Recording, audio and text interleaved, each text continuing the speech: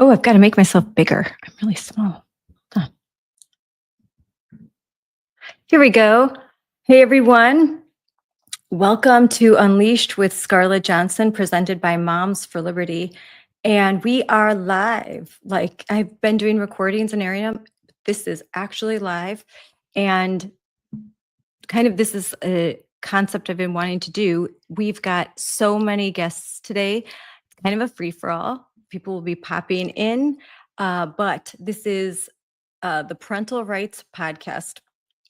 We are going to talk to warriors, literal warriors, my friends, and they, they are amazing.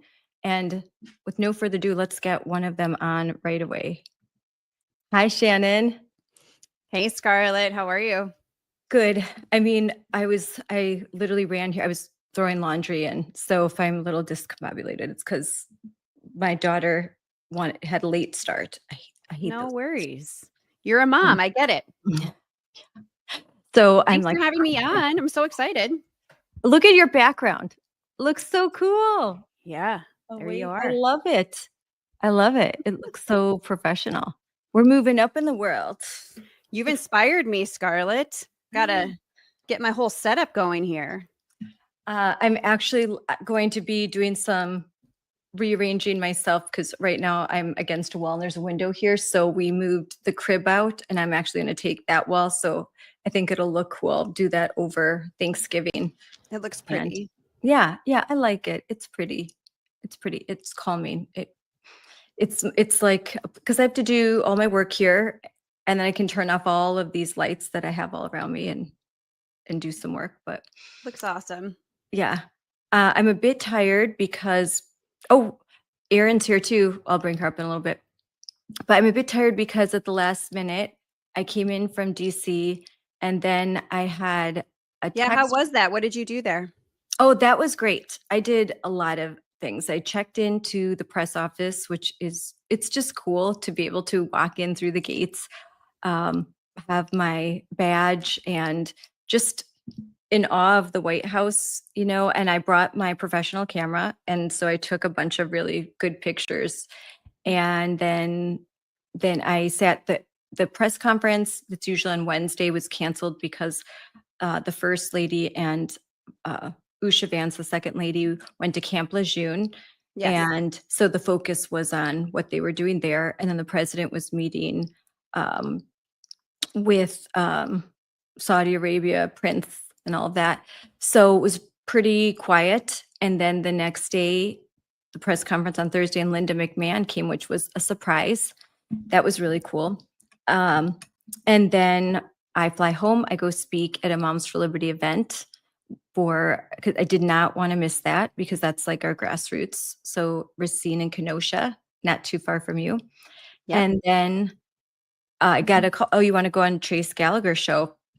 And I just say yes to all of this stuff because I thought, okay, it's a chance to amplify. Did not know what we were going to talk about until I was done with my speech and was driving home, and obviously can't be on my phone while I'm driving, but real quick was like, okay, this is the topic. And then there's a van that pulls up, a big white van, and that's the studio. So I go into the van outside of my house, and it's this like traveling The studio. remote van. Yeah.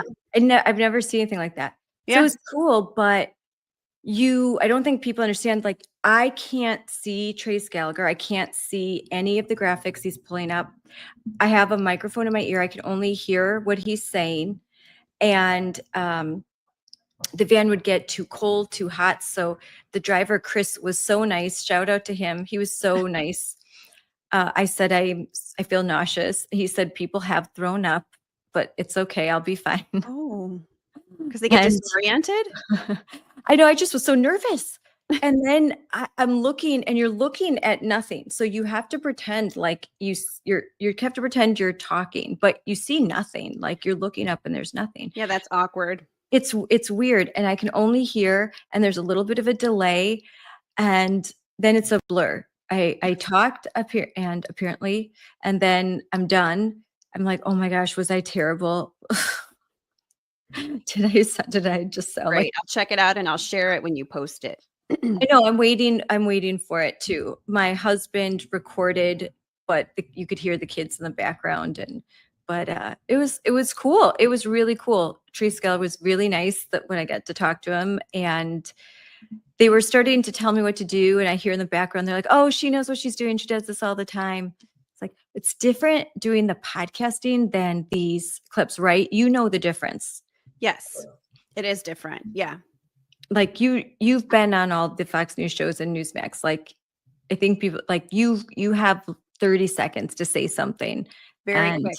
Yep. very quick, and you want to make it count, and everything's in your head, but when the lights are on you and it's like you're live, it's like my mind's going blank. What do I say? What do I say? So Yeah, I get it. I mean, it is fairly unnatural, right? I mean, you're very vulnerable, but you put your best foot forward and represent, your message and yourself. And, usually it works out pretty well. I mean, the good news is that the message that all of us are putting forth is like a 95-5 issue across the country. So, yes. Yes. put on your lipstick, have your hair done. And I think America is really grateful when you bring team sanity messaging to mainstream media and to your platforms. So I thanks guess for doing that, I Scarlett. can remove the banner that says show is starting soon because it started.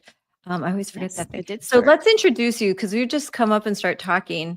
And so this is my friend Shannon Adcock from Awake, Illinois. And backstage, we have Erin Lee, and I'll bring her up in a minute. But I want you to talk about who you are and what you do in your organization. Sure. Well, I met you early on when I first pretty much ran to the barricades, Scarlett. So you're in Wisconsin, I'm in Illinois, and we met at a Defending Education event in 2021. So I was fresh off of, uh, you know, working to reopen schools here in Illinois. We had some of the longest lockdowns around the country, being in a super Marxist majority state with Governor Pritzker, the worst governor in history, at the helm. And so we were fighting against teacher unions, against unlawful mandates, and I ran for school board. And I know you ran for school board pretty Yes. much like right after me, I think. And we just became a thorn in the side of teacher unions and woke indoctrinators and woke bureaucrats and politicians. And unfortunately, I recognize, and I think this really resonates with a lot of parents around the country, we thought our elected politicians would represent us. We thought that the Republican Party would be these strong, bold fighters for our families. And at least in Illinois, they weren't, and arguably still aren't, with some exceptions. So I recognized 2 days after losing my school board race that we really needed an independent platform to elevate our voices and to fight all of this insanity for our children. And so in 2021, 2 days after that school board race, I started Awake Illinois, and it took off because people were so hungry, Scarlett, for team sanity, for ethics and policy, for lawfulness. And a lot of people were looking around and saying, this is crazy. We have to do something, but people maybe didn't know how to get organized or didn't have, platform to elevate their voices. So we started it for them. And I'm so grateful I found friends like you at the barricade, and you haven't stopped for 1 second. There've been highs, there've been lows, but proud to be a thorn in the side of woke. Yeah, I mean, Wisconsin, we actually the GOP, the head of the GOP right now, Brian Shimeen, is a very good friend, and he's my mentor. He became the chairman of the GOP just a few years ago, but when he was just working for the state party, he met me and some of the other moms that I was working with at the state convention. It was the first state convention we'd ever been to, so we're all like bright, like wow, wow. And he met us, talked to us, and right away he knew that this is big. Like this could win us elections. That's powerful. And at that time, Brian Shimeen was a guest host on a very popular conservative radio talk show in Wisconsin, mostly southeastern Wisconsin. And he had me on. And that kind of catapulted where, so that opportunity to get on the air, I realized early on the power of media, Yes. getting on the air and other people they can hear you. And so Brian got calls like, who was that? Who is that mom? Like, she was fiery. Oh, I liked what she had to say.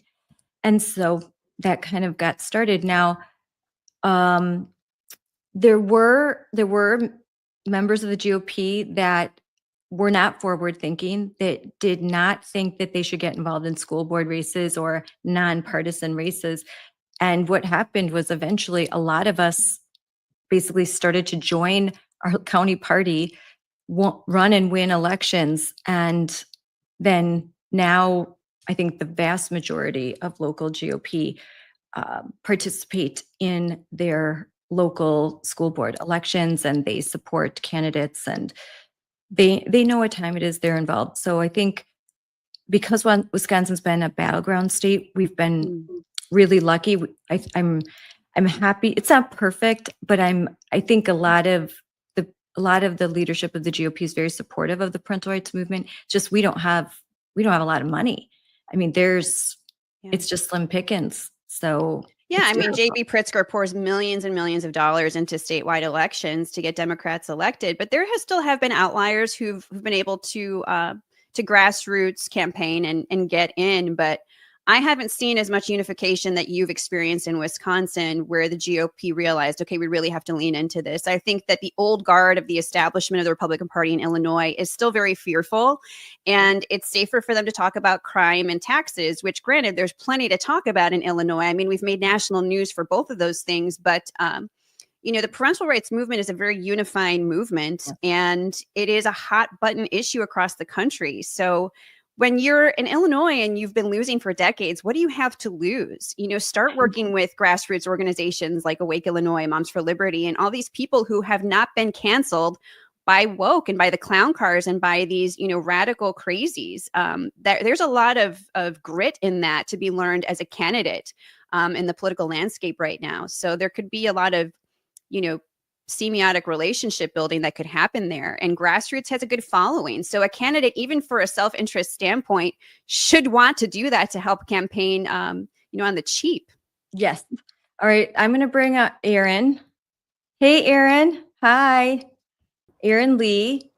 So Erin's saying Erin Lee, you're the founder of Protect Kids Colorado. So you're in a blue state. I'm purple state. Shannon blue, you're blue. Tell the audience a little bit about yourself and your organization. Yeah, well, Colorado's very similar to Illinois. We're like a radical socialist run state. But I'm someone who woke up the hard way. I represent like a majority of mothers our age who are sleepwalking, willfully ignorant, blindly sending their kids to public school. I'm a recovering leftist. I was, watching The View and voting for Democrats. And then they came after my kid. And it was just, I was punched in the face with the reality of what's happening in our schools. And, for a year, we focused on saving our daughter from the gender cult. She was 12 when she was lured into a secret club and transitioned and sexualized by predators and connected online to them. And when I spoke up about it, I thought, like, surely someone's going to agree with me. This was bad. It shouldn't have happened. And everyone was against me. The school sent Child Protective Services 48 hours after I found out that they had been grooming my daughter and objected to it. And so no one was on my side, except, as Shannon alluded to, the grassroots parents who were already paying attention and who stepped in and were like, here's how you FOIA and here's how you expose what's happening. And this is how we fight back. No one's coming to save you, but we're here for you. And so when I went public about what happened with my 12-year-old daughter, so many parents came forward. There was, dozens of parents in my school district. I've now helped thousands of parents who've had kids fall into this wrong sex confusion at the hands of their groomer school districts, and they're desperate for help. So I co-founded Protect Kids Colorado to push these ballot measures because, as Shannon knows, in a blue state, your legislature cannot help you. Like, we have a super minority in Colorado. We are truly run by radical socialists. And it's almost like gender ideology is like our state mandated religion. Like, we're fighting with California to see who can come up with the most insane, radical, unconstitutional law. that just strips parents of our rights and forces gender ideology down everyone's throat. And so we're taking matters into our own hands. It's really a We the People movement to pass citizen law and take our state back. So, first of all, a little bit, and I know it's you, I've heard you speak before so powerfully about what happened to your daughter, but how did they start to groom your daughter? And then a question to both of you. What recent legislation have you been able to block? Because I know both of you have successfully, even despite all odds, you've been able to successfully stand in the way of some pretty big legislation. And so go ahead. So how did they start to groom your daughter at 12 years old? The grooming started long before that. And it's sometimes so subtle, it's undetectable. It's, the pronoun conversation, reading assignments all about transgenderism. Like my daughter got assigned a book called George at 11 years old. I didn't even open the book. It looked so harmless. And then I would later find out it was all about a little boy transitioning. He talks about cutting his private parts off and watching pornography. And this was assigned reading in her English class. And so it was happening right under my nose. And I had no idea. They were normalizing gender transition, having, sessions about suicide prevention, but really they were just talking about gender ideology. And it wasn't until this club, which was, insane. They brought in a group called Skittles. That's 2 to 11-year-olds is their age range to groom. And they did it all in secret intentionally. Talked about polyamory and puberty blockers, and it was so overt. And then when I spoke up, I was insane. I was the bad guy. Like, how dare you draw attention to this important programming because of all the kids whose parents are not supportive. So it was happening for years and I had no idea. And it wasn't until she suddenly proclaimed trans identity that we woke up really fast. So you told me a little bit when we were in Chicago at the Defending Ed conference, the area that you live in. I think that's relevant, and you might want to share, like, who are the billionaires that live where you live in Colorado? Yeah, well, they actually work alongside the Pritzker family. I live in Fort Collins, Colorado, which is owned by Pat Stryker of the Stryker Medical Corporation. And she is one of the main funders of child mutilation, along with the Pritzker family, along with the Rothblatts. And she's just poured her billions. In fact, there's a great book. I have it on my shelf back here called The Blueprint. And I encourage everyone to read this book. It's about Colorado, but it's how 4 billionaires came in and flipped a red state to blue. They did it out in the open. They talk about it in the book. They're very, very open about this is how we did it. We just poured our billions strategically into school boards, city councils, county commissions, then strategically House seats. And they just went up the ladder and flipped the state with their billions of dollars. And so when I looked into my school board race here, the school district that I sued for what they did to my child, unfortunately, SCOTUS didn't take it up, but I know they're going to take the little John or Foot case. But when I looked into who was funding the school board race, it was the NEA, the AFT, the Obamas, the Rockefellers, the Strikers, the Gills. I'm sure Pritzker had his money in the local school board race as well. So they're investing in our communities right under our noses. And unless you follow the money and you could take the breadcrumbs all the way to who's funding them, most parents have no idea that kind of money's pouring in. So right here, I have the blueprint, how the Democrats won Colorado. And that's the book you're talking about, right? And why Republicans everywhere should be concerned about it. So they talk openly in the book about how they are going to take the blueprint to Texas. And I think Texas had no idea that was happening. But if we look at Texas now, they've been infiltrated. They're Republicans, they're not Republicans. And a lot of their laws that are being passed or not able to be passed is really reflective of how this blueprint has been implemented even in red states. We were just the first.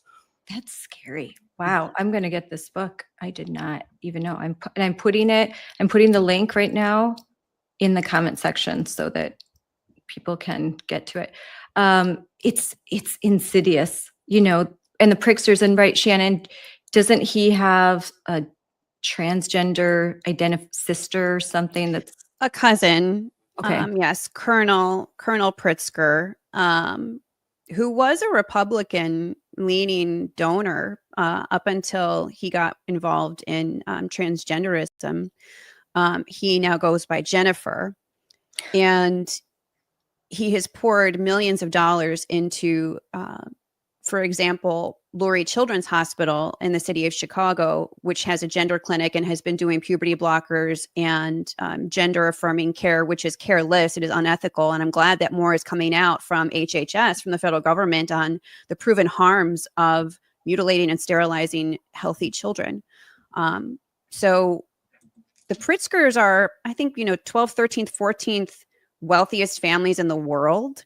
You're talking crazy money. Yeah. And when that's funneled into nefarious causes, they become really bad actors. So, they can purchase their way into politics. J.B. Pritzker, my governor, he's a very unimpressive person, but he has the power of the purse. I mean, most people in politics, I think, are actually pretty unimpressive, but he is horrible. And I think that, whether it is his cousin, who, by the way, Colonel Pritzker, has been married to 3 women and sired biologically 3 children. So he had the benefit of growing and coming of age without the interruption, endocrine interruption of hormones and puberty blockers. He became an adult male without harming himself. So how nice for him. But meanwhile, he has pumped millions of dollars through the Taiwanese Foundation into Lurie Children's Hospital and other NGOs that are pushing this. So the Pritzker money is being funneled into really horrible things. And you mentioned legislation. Pritzker helped get really radical legislators elected to our state legislature.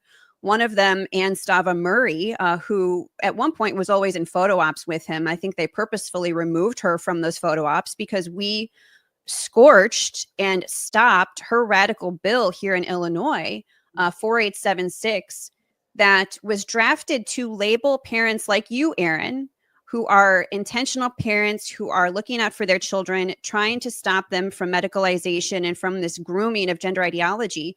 If you try to do that and this bill passed in Illinois, the Illinois government would have labeled you a child abuser for stopping the process of medicalization for a confused child. So you think about where that could go. That could result in financial penalties or even DCFS taking your child away from you. And that actually was filed right before 2 days, the Friday before Super Bowl weekend. And I think that was intentional. And thanks to our advocacy, we started a video that weekend that launched. And it went viral because everybody during Super Bowl weekends, on X, and they're, posting things to social media. And so people started sharing this, and we put her face, this radical legislator, attached her name to this bill. And once people saw what it was about, they were very upset. And so this bill couldn't even get read in committee, which is a very early part of the legislative process, as many of you are aware. We scorched it so badly. And that was when I started doing live streams with Awake Illinois. And I had on people from all different backgrounds. And we all just came together to say we have to protect these kids. Yeah. It didn't matter if you were gay, straight, Christian, not Christian, left, right, purple, blue, wealthy, not wealthy, rural, urban. Everybody just came together to say this needs to be stopped, and people need to know what actually is going on with the billionaires that fund these NGOs, with the overall activism of this and the evil behind this agenda. And so that was a huge win for a blue state. A lot of people did not realize, and still don't realize, that this was stopped and it could have passed. And this legislator, these people, these are not good people. You should be really, really worried. Yep. That was huge for you guys to stop this legislation, because it was an uphill battle. But that you were able to do that. And also with the homeschooling bill, what you guys did is working with Alvin Liu, you were able to kind of stop something before it started. And that's really important. It's really important sometimes that you've got to stop something before it starts, because once it heads off to committee, Aaron, as you know, that's when it can get really hard. Yeah, I think it's important to point out too, that legislation, it would have put it into law. We had the same thing here in Colorado, and that's what we were able to stop. It was House Bill 1312, which is the worst bill passed, I think, in any state ever of all time. It is so blatantly unconstitutional. And I actually filed the first federal lawsuit with Defending Ed and Colorado Parent Advocacy Network and Do No Harm against that law. So we were able to strip that language that would have labeled parents as abusive. They actually defined it as coercive control, which is a class 2 misdemeanor, which is akin to like harboring someone for sex trafficking.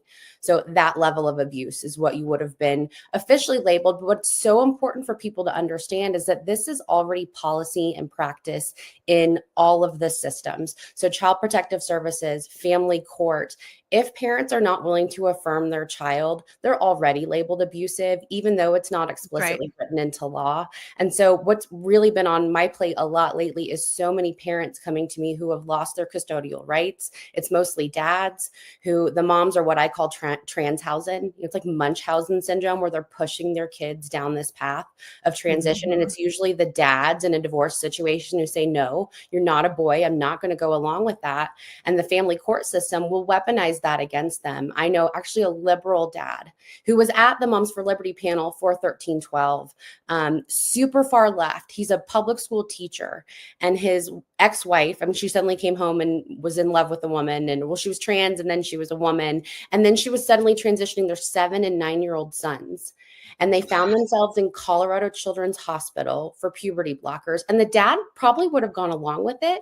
He was just exercising like healthy caution, like asking very normal questions. What are the side effects? What does this mean? What are the long-term effects? Like, I'm not saying no. I just want to understand what the consequences are of putting my 9-year-old on these drugs. And for doing that, because he went pro se in the family court system, he lost custody of both of his children. They're now 13 and 15. He's had no contact in years, and they're both being fully medicalized against his will. So it's already happening. It's almost unfortunate we struck it out of law, because then we could have challenged it in the court system. Wow. This is crazy. I have so many questions. I'm going to bring up Sonia Shaw. Hi, Sonia. Morning. How are you guys, ladies? Good. Hi, Boy, Sonia. now we've got a real powerhouse panel here. So, so Sonia, you are a school board member and president in Chino Valley in California, and you're running for state superintendent, which hats off to you, because wow. So briefly describe who you are, why you got involved in this, and what you're doing right now. Yeah, so briefly, I was born and raised in Chino. I was always an involved mother. I didn't, unfortunately, have an involved mother. So it was really important for me to be hands-on in the classroom with my children. I owned a small fitness business before I got politically involved, because we have a moral obligation to be involved in politics. I really do believe that now. But 6 years ago, when Newsom shut down the world, that's our governor, by the way, in California. And I'm sure you heard about him, because he's trying to be the president of the next president of the United States. So beware, whatever, starts in California, unfortunately travels through the nation. And he's one of them that we need to stop. But long story short, he poked the wrong bears in California, the mama bears. And that's when I was like, what in the world's happening in the education system? And then eventually it led, like all of you. I mean, we've been, all together in this fight for many years now, which is beautiful. But we started traveling to Sacramento, which is our capital, and fighting against crazy laws. And then eventually our school board, we found out, was Soros backed and backed by special interest groups. And they had, we only had 2 members on the board out of 5 that, wanted common sense things and education to be focused on just that. And then eventually we just said, we're done. We're taking the seats. We're not playing around. And 2 seats were up. And I ended up being one of those candidates after leading a grassroots parent organization. And that year in 2022, we took those seats, flipped our board from a 2-3 to a 4-1, and we hit the ground running. We passed common sense policies that got us in lawsuits with Governor Newsom and our state superintendent and our attorney general for just wanting to involve parents, which they have a constitutional right, and we're fighting the good fight for that. And we've also passed many other common sense policies that are education focused, and the state and the unions constantly bully us, and they try to, stop us, but we do not give in, and we do not give up. And last year we took all 5 seats with members that believe education is should be the focus on reading, writing, and math.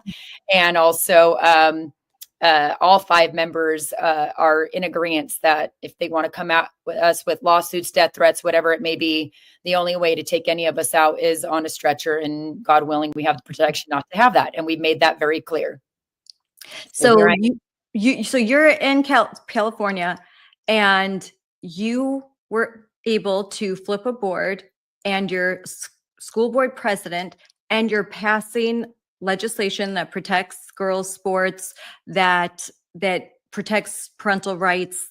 You don't you're not going to say there's 137 genders, and you're in California and doing it. So this is just a warning, because I just went and spoke yesterday, and in Wisconsin, where there is no statutory requirement to include gender, non-binary, transgender, there's nothing in state statute. It's male, female. So where we are still protected, because Republicans control the Assembly and Senate, we still have school board members that are afraid to pass policy that aligns with Trump's executive orders and that fall in line with the guidance issued by Secretary Linda McMahon, the OCR, the DOJ, and they're like, we're going to get sued. So if you can do this in California, then there's no excuses for anyone. It doesn't matter if you're in a blue state. Pass the policies and let them sue you, because we're going to need to have lots of lawsuits in order to win this. We're going to need to win these battles in the courts. That's my opinion. Yeah, unfortunately, I do believe in what you're saying, and I agree. Look, California has the most wicked laws, and school boards are supposed to pass policy. And unfortunately, I believe the laws that are passed here in California do not align with the Constitution, consistently. But again, I mean, it's keeping boys out of girls' sports. That's common sense. Title IX protects us. Federal law protects us. All the executive orders that you're mentioning, we were one, if not, the only one, but one of few school districts that has signed it all. We said, we're going to follow it. We're done. We're not going to do this here. We've been doing that before the executive orders. Actually, a lot of the executive orders already aligned with the policies that we adopted and are being challenged by the unions and states. Look, California spends $130 billion on education every single year, and only 47% of our kids can do reading, writing, math at grade level. That is insane. And, I sat in federal court on Monday. I was the whistleblower to a required mandatory training that the California Department of Ed continues to pour millions of dollars into. I did the record request. We all know Defending Ed gave us great tools as mothers, how to do those things and get all the documents to show all the proof of what we're saying, right? And so I did that, showed all the documents, sending people under the education umbrella to Pride Fest. What the heck are we doing here? Like Pride Fest, when our kids can't read, and we're sending adults to Pride Fest and then developing this crazy training. The crazy training had embedded into it links and policies that said you need to keep secrets from parents in regards to a child wanting to identify as the opposite sex. I don't believe in gender. That's an ideology and a religion of theirs. And I believe that we should just be using male and female. Genders make believe and, let them use it. That's fine. I don't believe in their crap. So we are taking all that out of our policies. And again, back to federal court, I was sitting there. The judge restored my hope in honorable judges in California, because unfortunately, when we had our lawsuit, just wanting to tell parents if their kid identified as the opposite sex, Newsom and, all the rest of them sued our district for doing that. It was just saying, we're going to tell the parent. We're going to tell you, Aaron. We're going to tell you, Scarlett. It was just simply that. And I, again, go back to federal court. The judge was drilling the state and they had no words, stuttering, eye twitching. They were, and then they said, this is the deputy attorney general on behalf of our California Department of Ed and our attorney general. This deputy attorney general was literally saying he was the bottom feeder. Like, really? That's what the state is saying to a federal judge? We sent the bottom feeders to go in here because that's how serious we take it. Long story short, it's just amazing that these two teachers, Elizabeth Marabelli and Lori West, are fighting the good fight, and we're standing behind them because they say, no, we're not going to keep secrets. And You- unfortunately, Was that recorded? Was that court, like, can we see, can I like find, was it? not that judge is very old school. You're not allowed to have cameras. There's no recording, but the transcript will come out, and I guarantee that transcript will make history books, because it was very beautiful to see a judge literally defend parents' constitutional rights and put the state on this, like, pretty much in front of them. And the state looked this big. I mean, at one point when we had a break, I looked at those, attorneys, and I'm like, you guys are on the wrong side of history. And one of them says, no, I'm not. And I'm like, keeping secrets from a parent is on the wrong side of history, and you're going down on the wrong side of history. And he goes, I'm not going to engage with you. And I said, you already did. Like, too late. You already engaged with parents. You already got us involved. Sorry, dude. You're on the wrong side of history. And it's embarrassing that you're on this part of the side of history of telling parents they don't have a right to know. So I'm like, Mahmoud v. Taylor. I mean, that decision, that Supreme Court decision, and reading the whole opinion was great. Mahmoud v. Taylor, 6-3, parents have the right to opt their kids out of LGBTQI plus themed instruction in schools. And it reaffirmed parental rights. Yeah. Despite that, the Scarametti case, still, these districts are still doing this stuff, still. Well, Scarlett, the good news is, so Sonia, the resolution that you had provided is basically a template to protect Title IX, to stop a lot of these really radical policies. Schools in Illinois are adopting that, but they're being very quiet about it. They're really doing it in the underground. They're not taking to media, and I understand why. But the good news is that school boards are finding their courage, even if they're not willing to, put out a press release about it. But they're calling me and telling me what they're all saying is that when enough have done this, and I have a list going, then they will all jointly be comfortable going public. Yeah. But I don't even know if it was that they were worried about a lawsuit by a gender confused student, but I think they were worried that the state would withhold their funding. It's the same thing as the forced masking of children back in 2021. They just went along with the guidance and what the state thought they would want them to do versus using local control all along. So guys, it's really no different with this, but the good news is that your template, Sonia, has inspired schools in Illinois to adopt resolutions, male and female, and that is the definition for these policies. And so you're already seeing schools say, no, boy, you cannot go out for the girls' sports team, and they're really deferring to male and female as definitions. But hopefully as more, call me and tell me, hey, Shannon, we've passed this. When more get on board, we'll all go public. I love it. Guys, I'm going to interrupt because we're talking about legal. So we have my friend, Dan Lennington, who's the VP and Deputy Counsel for WIL, the Wisconsin Institute for Law and Liberty. And I love having, and he is a based lawyer. So here we go. Yes. Hey, hi, guys. Dan. How are you doing? Have you been listening to our conversation? Did you Yes. hear what Sonia said? What's happening? So as you're a lawyer, and I know, so you can say as much as you can, but what are your thoughts on what you heard? A lot of resistance from school districts. We have kind of a list going on, and we're helping, we have a parental opt-out form that parents can use at will-law.org/parents. And you can opt out of not just LGBTQ curriculum, but you can opt out of gender ideology, race-based instruction, religious rituals. I've heard about kids being forced to go to Diwali celebrations or go to Native American religious rituals where they have to participate or they're punished. So the opt-out right is broad, but the things we're seeing from school districts is we're seeing them say things like, well, we just don't opt out. We don't allow opt-outs. Or they say this is a state mandated curriculum. That's not true. You do have a right to opt out of religious things that conflict with the right to direct the upbringing of your child. It applies to all instructional material. So lessons, even if not technically curriculum, would be covered by an opt-out under Mahmoud. We did hear a story recently of where the school teacher brought in an outside speaker, and they said, okay, today we're going to talk about why you have to use the pronouns of the kids in this way, mandatory pronouns. This is why LGBTQ is so important. And when the parents objected, they say, well, that's not curriculum. That was an outside speaker.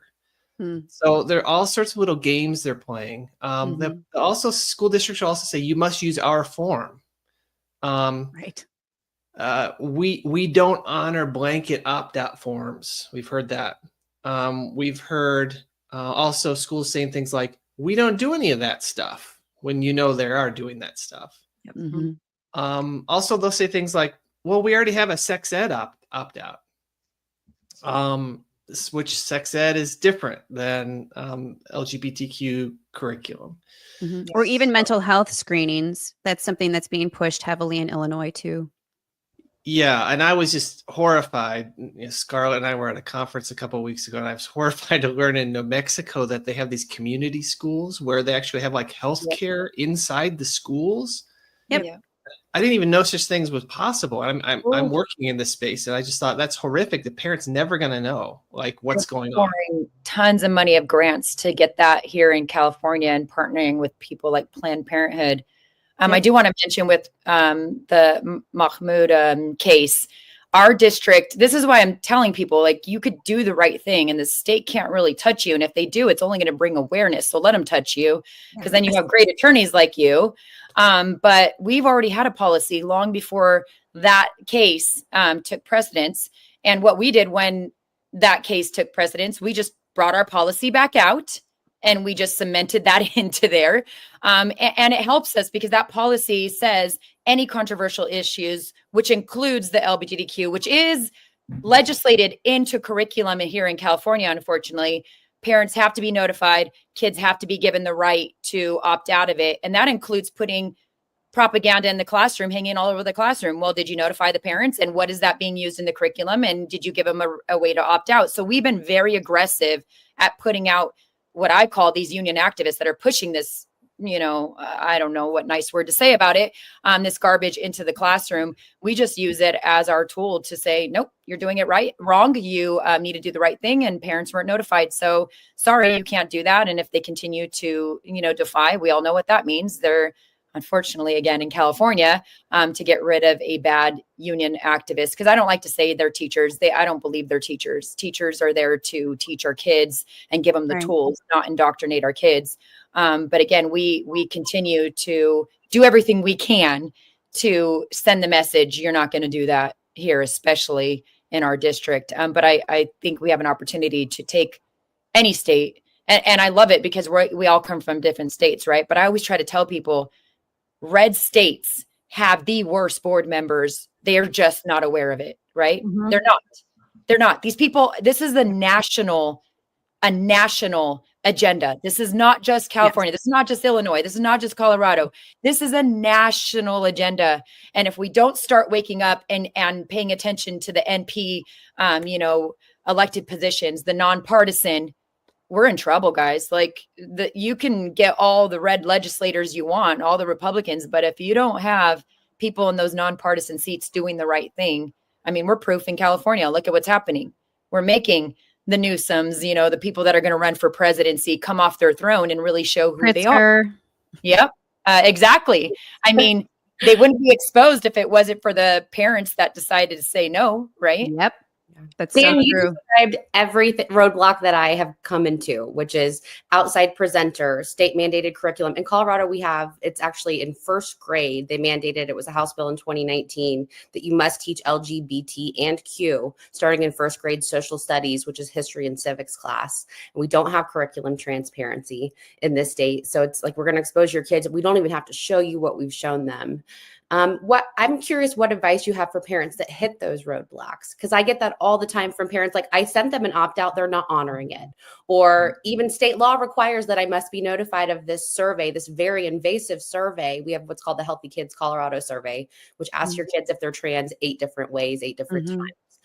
And parents are not being notified. And the schools seem to have no culpability for this. So I'm just curious what advice you have for parents who hit those roadblocks. Yeah, well, our sort of advice right now on the opt-out in particular is to try to work with the district and I know, we're all frustrated. We all know what they're really doing, but in order to really build the case, you have to really pin down what their policy is, because you could have provided an opt-out just to one teacher who was just being a jerk to you and saying, we don't do opt-outs, or we don't honor blanket opt-outs. And it's actually this, if we haul off and sue them, they would say, oh, actually, that's not the school district policy. You should have gone to the principal, or you should have gone to the school board. So we're telling parents, working with the school district in order to drill them down and pin them into a corner and say, okay, are you really saying that you're not allowing us to opt out of this curriculum? Is that what your position really is? So we have to really define what the position is of these school districts, make sure that it is actually their policy, and make sure you're actually getting the right decision maker. Once you've pinned it down, we're looking for plaintiffs to sue over Mahmoud, where schools are just absolutely not honoring it. On issues like curriculum, though, there is, the PPRA has a right to inspect curriculum. There are other federal statutes that give you right to your student records, like FERPA. So it's not just Mahmoud. There's all sorts of tools in the toolbox for parents to go after these school districts and make sure that they're complying with law. So, our sort of global position right now is just try to work with them and try to nail them down. There's going to be some ups and downs. There's going to be some bumps in the road, but we have to identify these districts that are just absolutely saying, no, we're not going to tell you when we're going to trans your kid. We're not going to tell you when we're bringing in the drag queen story hour. That's we're looking for those types of cases to bring where they're completely stonewalling you. And may I add to that, it's so important for parents to have a paper trail. A lot of times these conversations with parents will happen by phone, or they'll invite parents in and it'll be the attorney, the counselor, the principal, and it's almost an intimidation tactic and everything's off the record. So I would encourage parents, ideally a dad, if there is a father in the home, I think it's really important when the dad steps up and starts communication with the principal to ask those questions and to build a paper trail. I think there tends to be just a better response based on my experience when I've mentored parents. And think of everything as if you are eventually going to have to sue the school district. I don't like to have to, support being litigious for litigious sake, but at some point it could come to that, and you should always have a paper trail. And if a principal calls you and stipulates XYZ, email the principal with a recap and say, to recap our phone conversation, you said that you will not let my child opt out because of XYZ. So you have to build a paper trail, and eventually, the precursor that I tell parents, and also a lot of times parents will just say, well, at Wake, Illinois, you're going to save my kid for me, right? No, that's not how this works. You, the intentional parent, are going to have to step up. And one of the ways I can really test whether a parent is serious about advocating for their child is if they have followed the whole process and they're still getting stonewalled, they can file a grievance with the school district. And you can put in the grievance report, it's almost like an internal police report, but, for the school, where you're saying that a particular parental right was violated or an opt-out was violated. That's going to be good, tangible documentation for a federal civil rights complaint or for litigation later. And so if parents are really serious in taking this on, a grievance is a really good start to the process. And it does put the school on notice that parents aren't backing down and that they're going to follow due process. And if it comes to the point of a lawsuit, so be it. I want to mention that there is Rosalind Hanson, who is part of Moms for Liberty in Montgomery County, Maryland, and she was one of the plaintiffs in Mahmoud v. Taylor, and that historic win, that reaffirmation of parental rights. And she's already back in court. America First Legal is taking her case. I'll bring that up on stage because already the same school district is not honoring FOIA requests. They are being elusive. They are not answering. They're not being transparent. She's asking questions. She wants to know what she cannot She wants to opt her kid out. And already, I mean, the same school district that lost and was reprimanded by the Supreme Court, they're already in violation. Dan, what does that say about the tenacity of these school districts that they continue to obfuscate? Even, they always say, "Oh, democracy, democracy." Well, they're flouting the Supreme Court.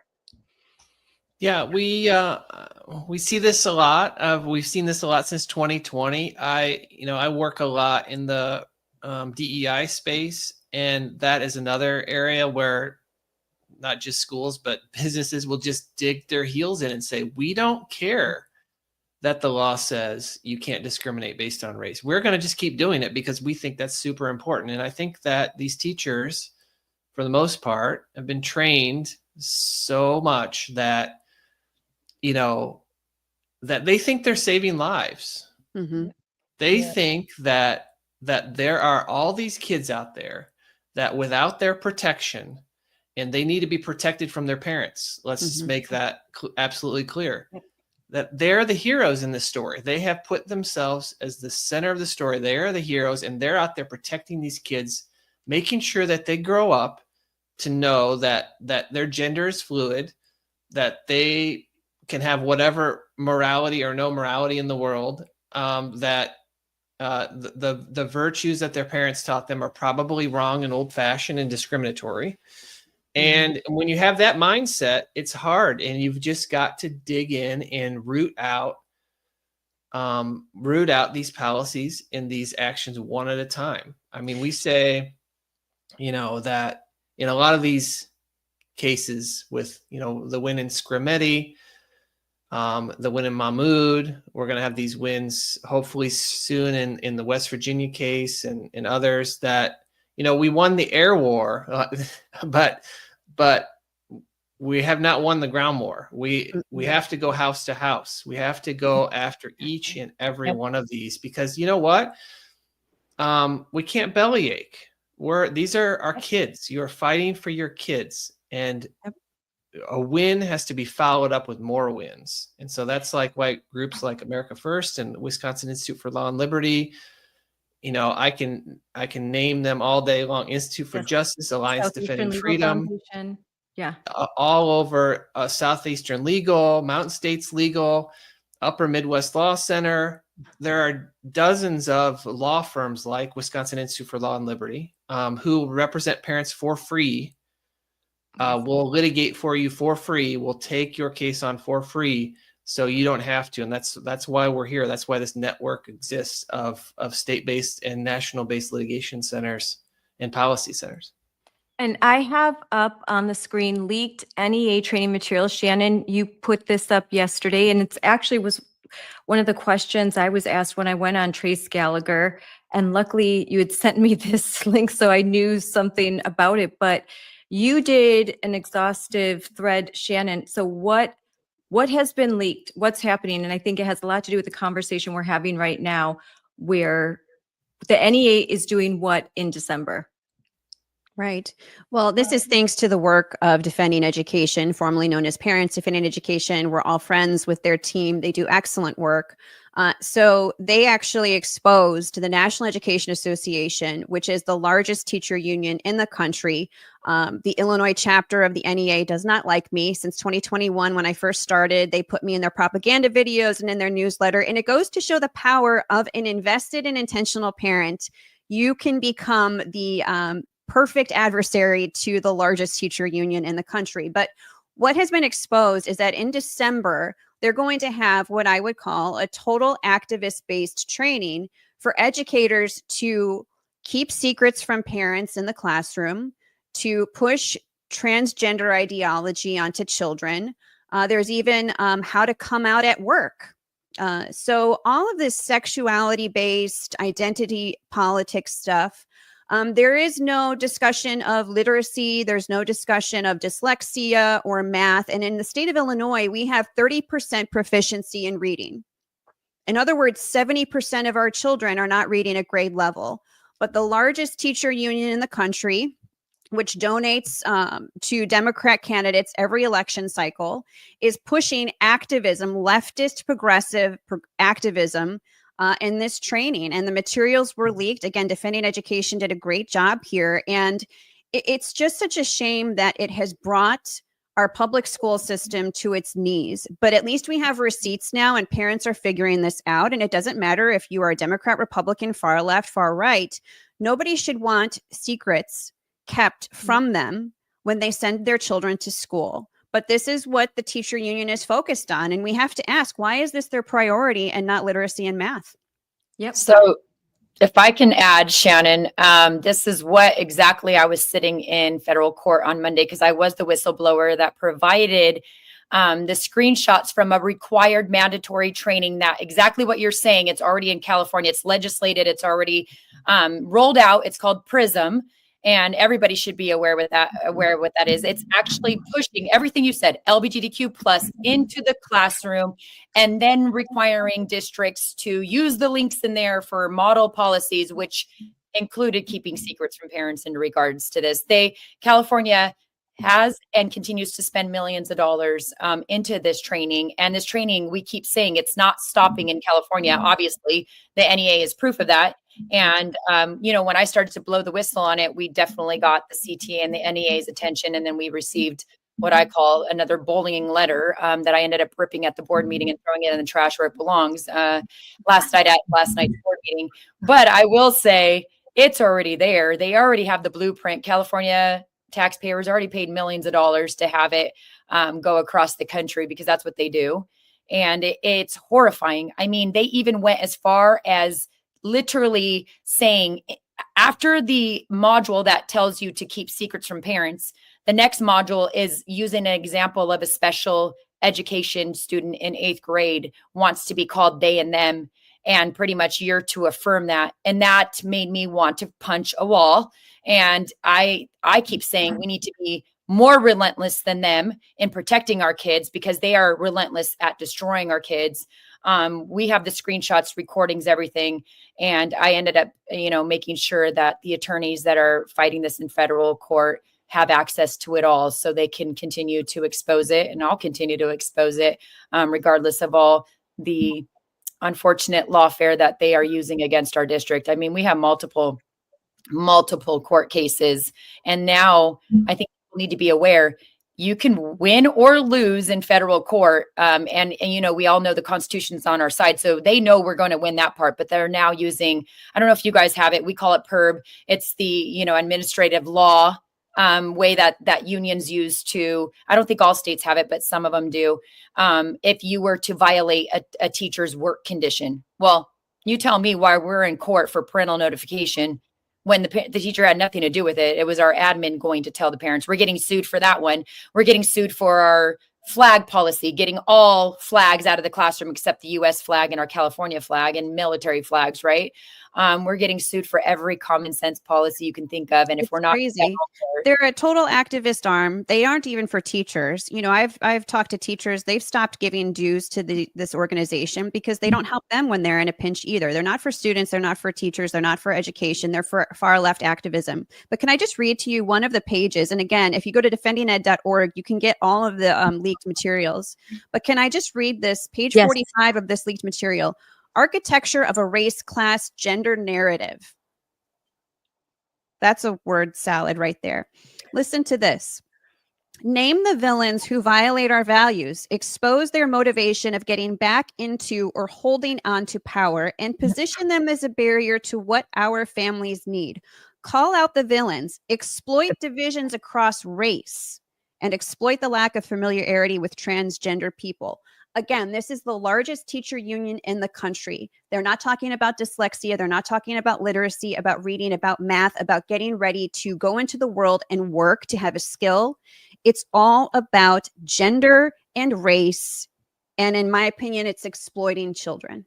Absolutely. No, I was looking at some of the language that is in the Defending Ed brief that they have out, and they talk about the right has exploited ignorance about transgender people and our lack of an affirmative race-forward message to advance anti-trans attacks.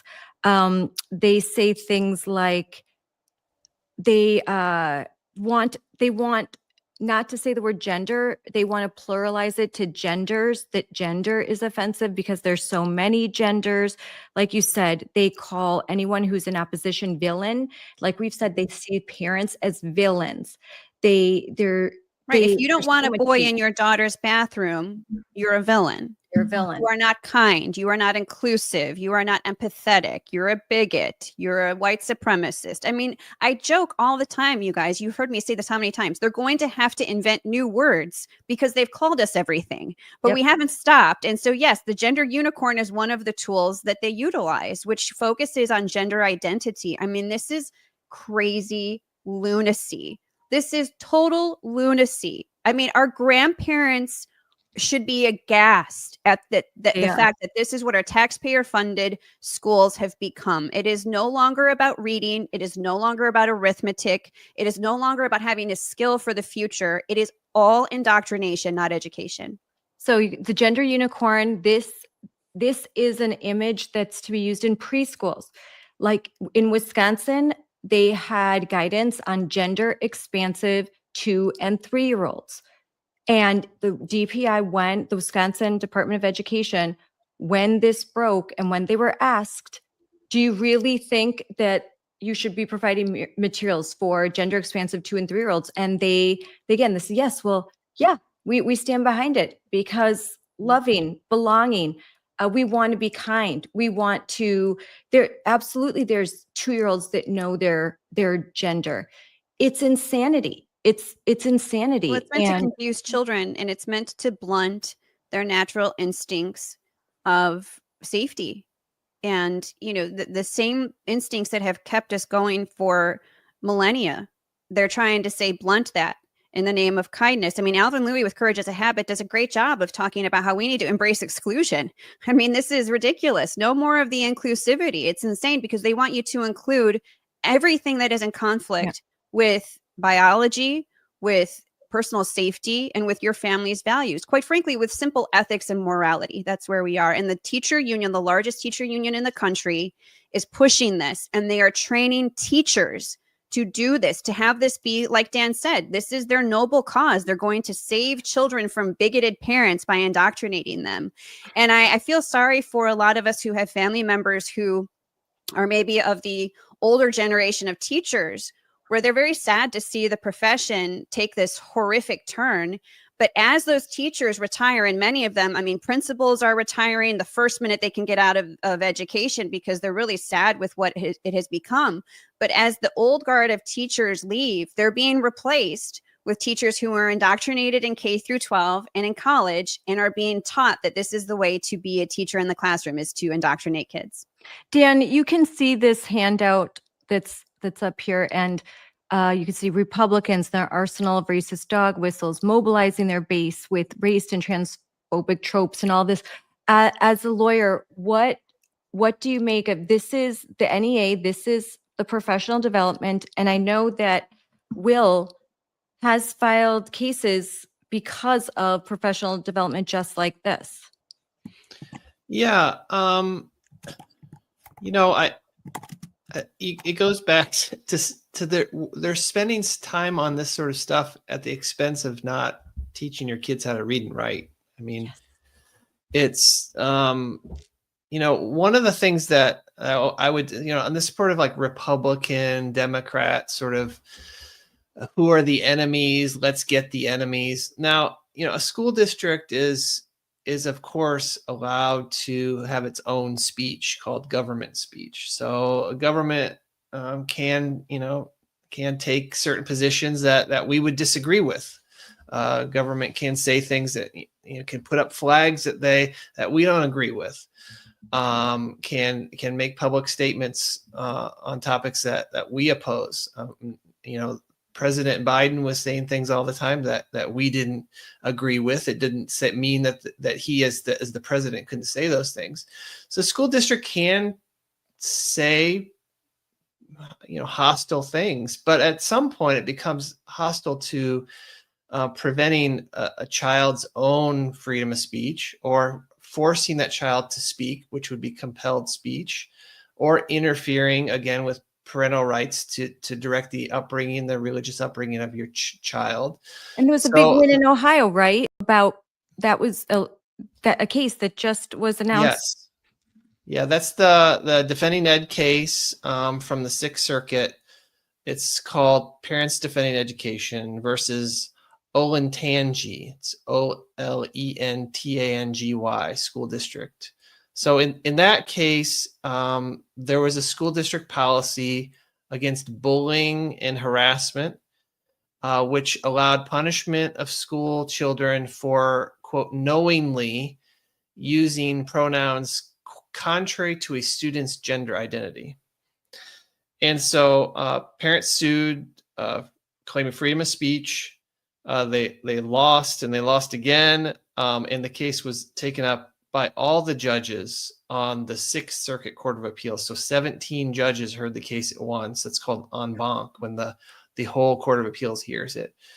And 10-7, that was the vote. The vote was 10-7 to strike down the policy based on freedom of speech. So the legal issue with pronouns in schools is whether the speech at school is disrupting, causing a material and substantial disruption. So you can think of a circumstance in which a student at school was saying things that was basically just disrupting the class, right? You could punish that student. You can punish students for disrupting the class. You can punish students for disrupting the school. But this started back in the 1960s in a case called Tinker versus Des Moines.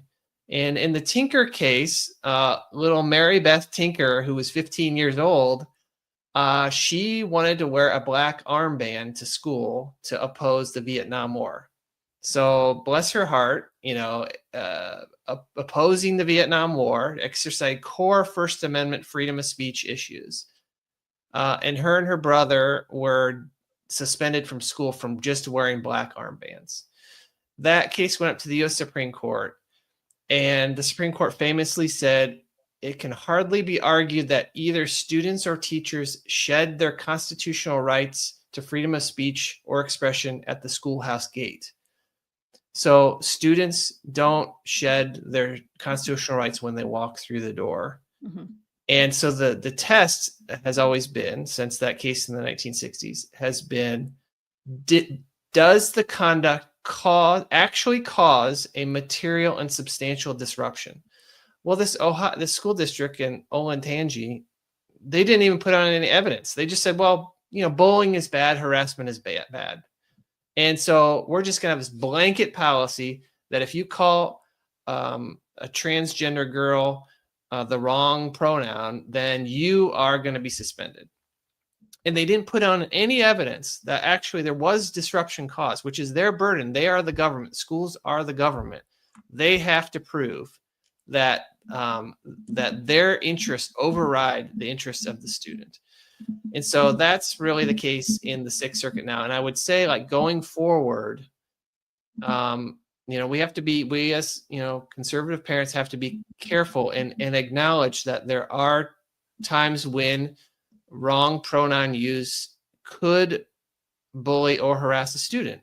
You can imagine a circumstance in which there is a transgender child and students are literally bullying that child and harassing them day to day, calling them names, calling them the true pronouns on purpose, contrary to the student's wishes, and it causes the young child to have a substantial disruption in that child's education. So it's not a black and white thing. We need to be sensitive to the fact where we can't allow, we don't want our kids bullying other kids. But also we don't want the government forcing our kids to say things that are not true. So I think we have to be sensitive to both sides of that debate. I would agree with you, Dan. I think the concern is that we already have policies in place to not bully or harass students, right? There's just this hyperfixation on gender identity. And I can tell you in a district here in Illinois, a male teacher was going to come back at the start of the school year after being there for years and wanted to be addressed as a female and had a new name. And the school district produced a script that staff was supposed to use with, in this case, a K-5 school. And I think it traversed a very dangerous pathway of dictating the free speech of students by saying the students were going to have to call him by certain names and certain pronouns. And I'll have to send you the script that came around internally. It was leaked to us. But I think that this is a very, it's a very fine line. And I just think it's a shame that this is where we are, where young children are being told to blur the lines. And it's a sticky situation legally from a school district standpoint. I recognize that they don't want to get sued, right? But parents, at the very least, I mean, my advocacy airs on parents have to at least know what is happening. They have to know this is not hyperbole. I mean, you have the largest teacher union in the country pushing this stuff into the classrooms. Parents have to be the ultimate barrier and have to talk to their children at a very young age.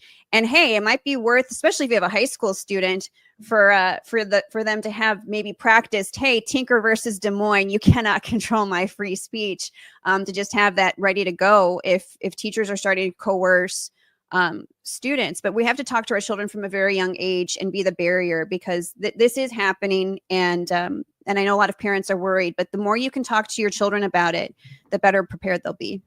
I'm going to take a moment to introduce another guest, Gates Garcia. Hey, how are you doing? Hey, what's up, Scarlett? Can you hear me? Hey, guys. Yeah, I can hear you just fine. Hear you good. And Gates lives in the free state of Florida. So boo. Congratulations. Yeah, my wife is on the State Board of Education, so I've only been on for 30 seconds or so, but it sounds like that's what we're talking about. That's what we're talking about. We're talking about education, NEA, and all of this stuff. Now, you're in Florida. Just because you're in Florida, that doesn't mean that parents can just, oh, hey, I'm in Florida. I don't have to be involved at all. I'm in a red state. I'm on Google or whatever. Like, you still have to be involved. Yeah, I would say that in some ways, being in a state like Florida that is so free and such a good example puts more pressure on us, because we're winning in this state and the left doesn't like winners. And when we win, the more under attack we are. It's hard to fight for ideas. It's harder to keep them. And so, yeah, I mean, we're the freest state when it comes to education. We're the freest state when it comes to a lot of things. We've rolled back a lot of the nonsense that was in schools. And I just, and look, I'm guilty of the same thing, right? Like we want to get so many things out of schools. I raise my hand on that. I want to get all of it out too, but we have lost some things that need to be in schools. So it's one thing to talk about sort of getting the junk out, but we need to get the good back in. And this will sound like I'm going a little bit off topic, but I'm not. And I'll bring it full picture because I'm very fired up about Gen Z right now. I'm 40 years old, so I'm sort of like a middle-aged millennial. And my kids are Gen Alpha, 11, 8, and 5. And December 19th, we're having number 4, if all continues well. So, my generation is the one that's going to come up in the country that's shaped by Generation Z, and they are going awry. And we see all of the rhetoric and all of the nonsense that they're promoting right now. And I am incredibly empathetic to some of their ills. Housing has never been more unaffordable for them. There's never been a generation to start off in a level of debt that they have more debt at the beginning of their life than most people do at the end of their lives. Dating is hard. And I used to shun these things, but then I went and looked at the research. Gen Z women are more liberal than they've ever been, and Gen Z men are more conservative than they've ever been. And a big reason for that, I believe, is because of what's been in schools and what's been taught to these people, that gender is not what it should be, and that men are evil and women, shouldn't start families and all that sort of stuff. And then where I'm really going with this is back to what needs to be in the schools. So this whole generation, not the whole generation, that's very unfair. Let me take that back. A part of this generation, certainly the online part, is going around praising Hitler, all these anti-Semitic tropes and whatnot. And at first it really angered me, but now it frustrates me because I'm not even sure they know who Hitler is, because I did the work of going and talking to them. I was at Columbia this week and Penn this week speaking on campus, and I asked them about their high school experience. These kids never learned who Hitler was. They weren't taught the Holocaust. I was taught Western civilization. So those comments have more meaning to me than they do to them. So I'm so proud of all the work that the state of Florida and many other states around the country have done to dismantle and roll back all the nonsense in schools. It's time to replace it with true, good, and beautiful things again, the things that I and probably all of you learned when we were in high school. Dan, you kind of alluded to that where you said, there's all these bad things, but maybe working with our boards, working with our legislators, trying to get good things back in, should there be some different approaches to take that could be more successful? Yeah, I definitely think that. In rolling back the clock to 2020, so we filed the first lawsuit ever in the country against a school district that had a secret transition plan. And that was in February of 2020. It's almost been 6 years. That was against Madison Metropolitan School District. Mm-hmm. And before that, people didn't know this was going on. People never were talking about it. And after we filed that one, and then we filed the one against Kettle Moraine in 2021, what we saw in Wisconsin, that's when I started talking to you, Scarlett, in Wisconsin, was when you were running for Mequon School Board. I remember saying, hey, we have all these liberal school boards in red counties. Why aren't we flipping them? And parents got involved. And the Kettle Moraine School District, which the first lawsuit, successful lawsuit against a secret transition plan, we filed and got an injunction on behalf of Tammy Fournier and her daughter. Tammy is now on the Watertown School District. The Kettle Moraine School District is completely flipped red. They're all conservatives. The Waukesha School District, all red. Yep. And that parents just got involved and they paid attention. They paid attention to off-year elections. And so now sort of like our second step is equipping parents with materials to advocate for themselves. I pitched this already at will-law.org/parents. We've got opt-out forms. We've got letters that you can take to your teacher. We have materials for teachers to use so that teachers can say, like, this is how we're going to handle opt-outs in our class. Mm-hmm. We also have our school board policies that are nationwide, that once you're on the school board, you can, schoolboardpolicies.org, you can go in and take these to the school board and say, these are the things we want. We want more transparency. We want more, we want you to do curriculum in this way. We want this curriculum to be taken out or this to be added in. We want, more parental notifications in this area, that area. So we just got tons and tons of policies that people are using around the country. They're taking to the school board or they're getting on the school board. So I think like engaging with them, like legally we're battling and we're winning and we're moving the ball down the court, but still going, being engaged in the system, running for school board, talking to school board members is really, really the way to go.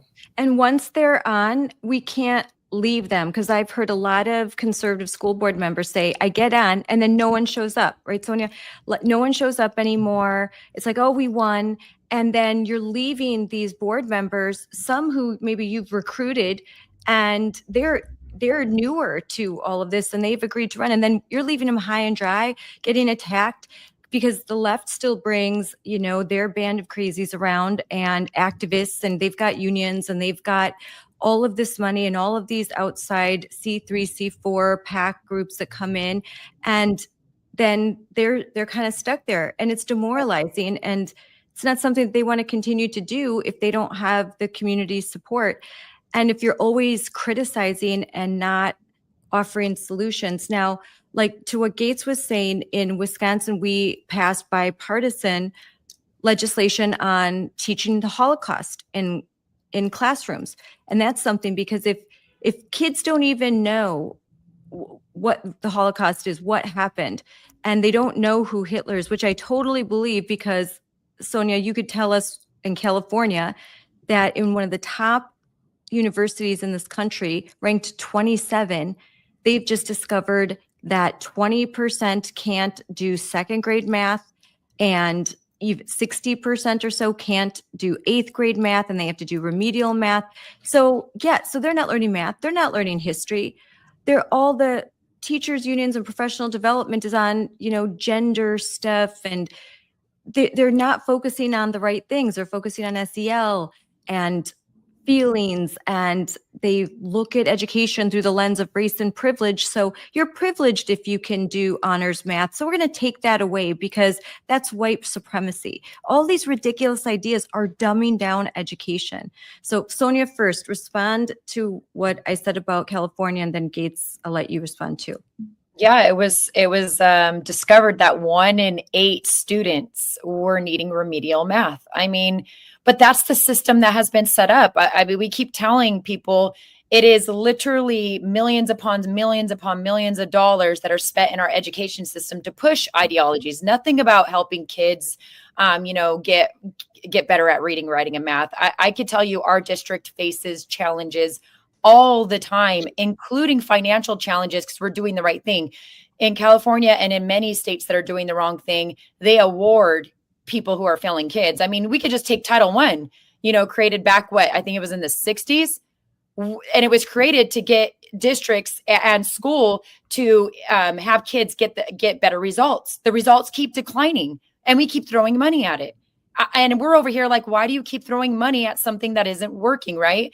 I know Stanford, when they did a study, they showed our district as a recovery model from COVID to now, increasing our numbers. Is it hard? Absolutely. But I know just our test results came out recently, our Smarter Balance test results, and most of our kids are in the 60 percentile for reading. Again, I'm not happy about it because still 40% aren't, but I'm excited that even with the challenges, we're headed in the right direction. And what does that mean? The activists that you're talking about are being put in their place. We're allowing the experts to do their job, even when they come after us with lawsuits for not pushing these things in the classroom. So it can be done. Again, to me, we're failing students. We have created this as adults. We are responsible for them going into these, 4-year colleges, this prestigious colleges, and needing remedial math. That's adults, responsibility. And again, when are we going to slap it down? I mean, we could talk about the math problem. Math throughout the nation, the results are embarrassing, right?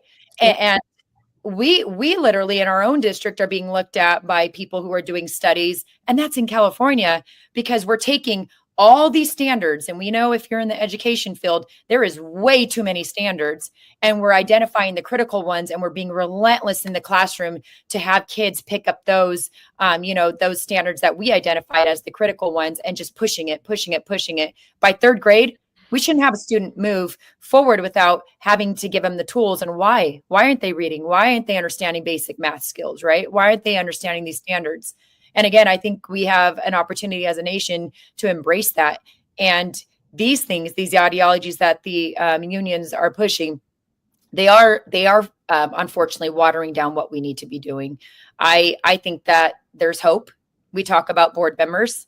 Again, we're in California. The unions, they put tons of money into going after board members like ourselves, but we're proof in California with a 5-0 board. I mean, I heard our friend here in Florida, we have Bridget Ziegler, who is one of my battle partners for many, many years, and she's in Florida, and she's telling me board members on her own board in Florida are completely leftist, right?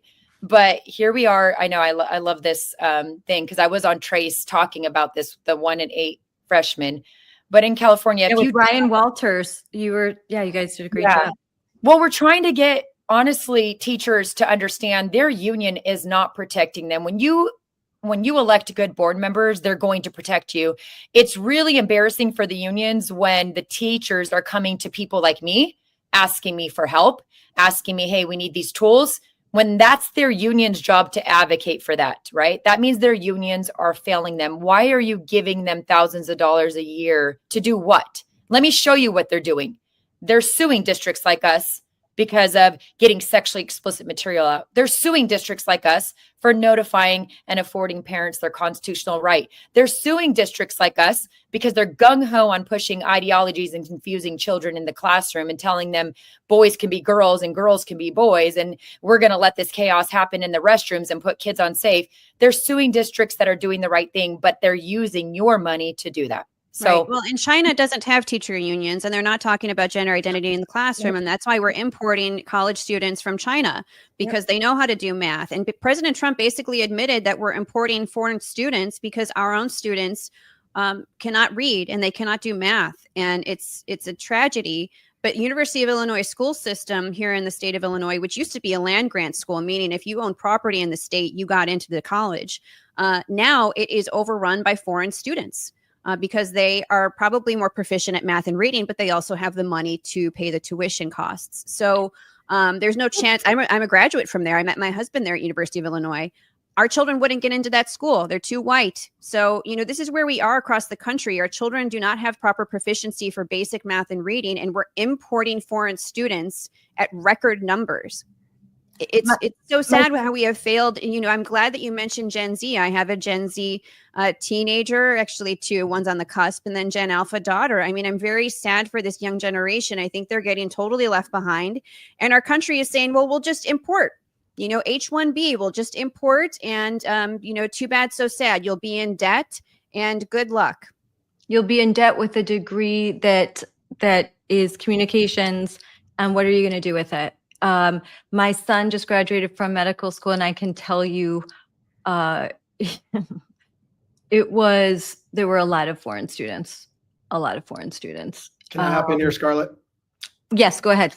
So two issues, and we're talking about both of them. The first is sort of education levels, right? Like, I'm convinced that we're raising, I had a notion that we were raising the most uneducated generation of all time. And we can talk about whether it's the Holocaust or Western civilization, but hard data is hard data. And you all just, pointed out or emphasized the fact that, 1 in 8 kids need, struggles in math, and 1 in 5 kids can't write. I had Tina Deskovich, Scarlett, your founder, on my show last week. And we discussed how 1 in 3 kids in America are not at grade level in reading. So I don't know what other industry in the world that doesn't get measured by their outcomes. I mean, there's meritocracies in a lot of industries, but there's not in education. They continue to produce poor results. The results are getting worse, and they're not being held accountable. So there is a solution that we've implemented in Florida to hold them accountable. We talked about money. We talked about resources. Once they start to lose those, they will have to answer the call. They need money and they need resources. And in Florida, we have robust school choice. The rise of classical schools, of homeschooling, of mobility among schools in Florida is the greatest in the country. And that's allowing kids more flexibility and more options to run from these failing schools and get better solutions. That sucks resources out of those schools because they get taxpayer, funding for every student that they have. Now, the pushback on that, which I agree with, is that we can't leave kids behind. So if a large number of students flee those schools, and the poor ones or the low income ones or the unfortunate ones are left in those schools, and they have less resources and they get worse and worse and worse, that is not a good thing. We need to be able to do these things and lift the entire system up. So we've done something else in Florida. We've implemented the Step Up Scholarship. Everyone in Florida has access to an $8,000 a year scholarship to go to the school they want. This is getting kids out of the public school system, into the private school system, into Christian schools, into classical schools, into co-ops, and it's ranked by level of income. So if everyone in the state applied, it would go to the lowest income individuals first, and on and up and up and up. So it actually is built to an appropriate manner where literally no one gets left behind. It's been incredibly successful in Florida. Public schools are scrambling, they're panicking, and at the end of the day, eventually they're going to have to improve their product to attract people and resources back into their schools. 100%. Dan, what about with this kind of, how can we hold schools accountable? I know that the Department of Justice, the Department of Education, they have issued warnings. They've said you're in violation of Title IX. You're in violation of executive orders. You need to be in compliance. In a state like Wisconsin, we could have, 40% of districts are in compliance, maybe more. And some, like in Madison, they are not. They're like, they are thumbing their nose. What can be done? How can we apply that monetary pressure legally so that maybe that, because money talks, I mean, that seems to be one of the only things that a lot of school district administrators care about. Yeah, I mean, as far as like monetary damages, it is possible to get them versus school districts for violating your rights.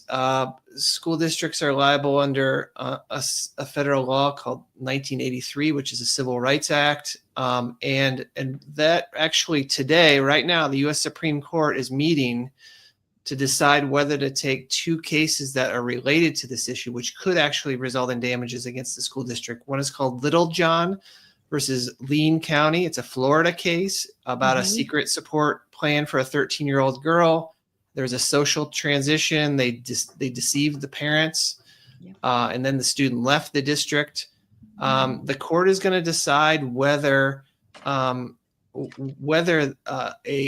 claim for violating the fundamental right to direct the upbringing of your child and direct the healthcare decisions of your child is violated by a secret transition plan. There's another case called Foote versus Ludlow, which is from Massachusetts, where a school counselor and a librarian secretly transitioned an 11-year-old girl. Those two cases, Foote, F-O-O-T-E, and Little John, are being heard in private conference today, and we should know hopefully on Monday whether they will take those cases. And those are two cases in which, as I said, if the school district loses, those are Civil Rights Act cases, which means that there could be damages against the school district and, of course, attorney's fees. And we've sued a number of school districts, and under federal law, we can get our attorney's fees back, and we have, which can amount to several $100,000. So yeah, there can be a monetary incentive to going after these school districts in civil rights cases. And on the other hand, the biggest tool in the toolbox is pulling away federal funding.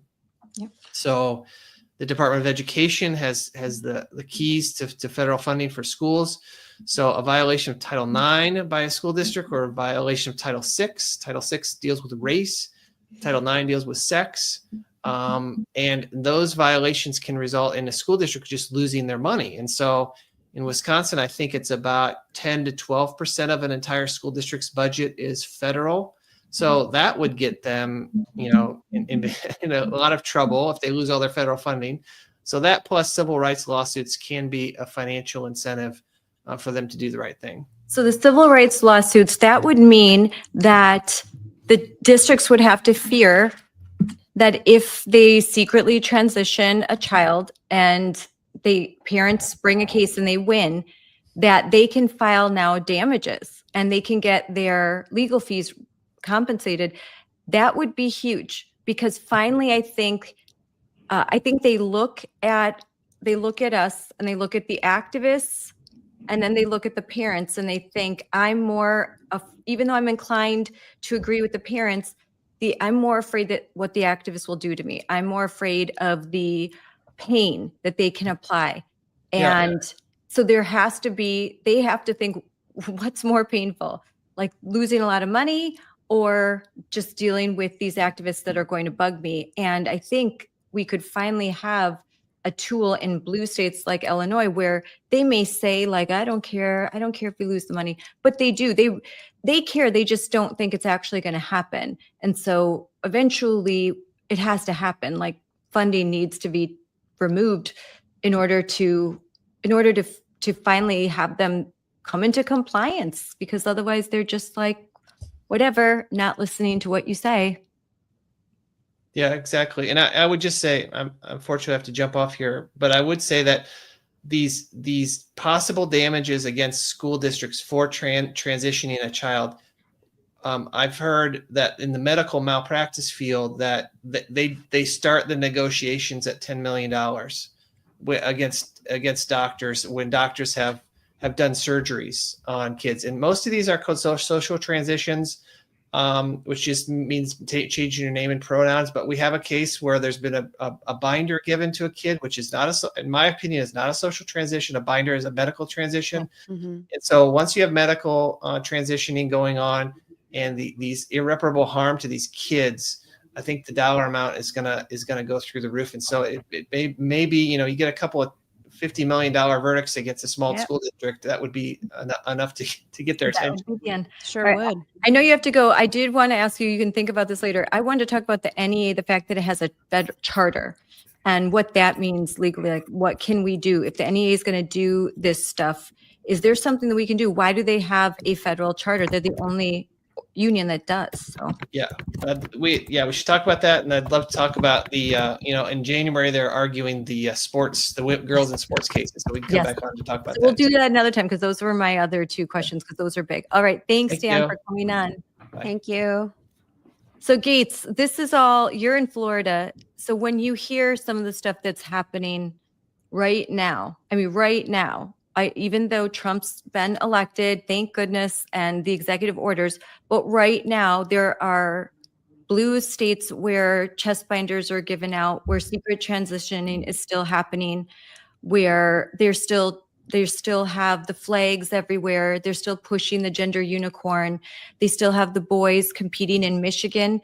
Just this week, I believe it was on Wednesday, there was a state volleyball meet in which a biological boy was playing against the girls, and everyone knew it, and Outkick talked about it and everything.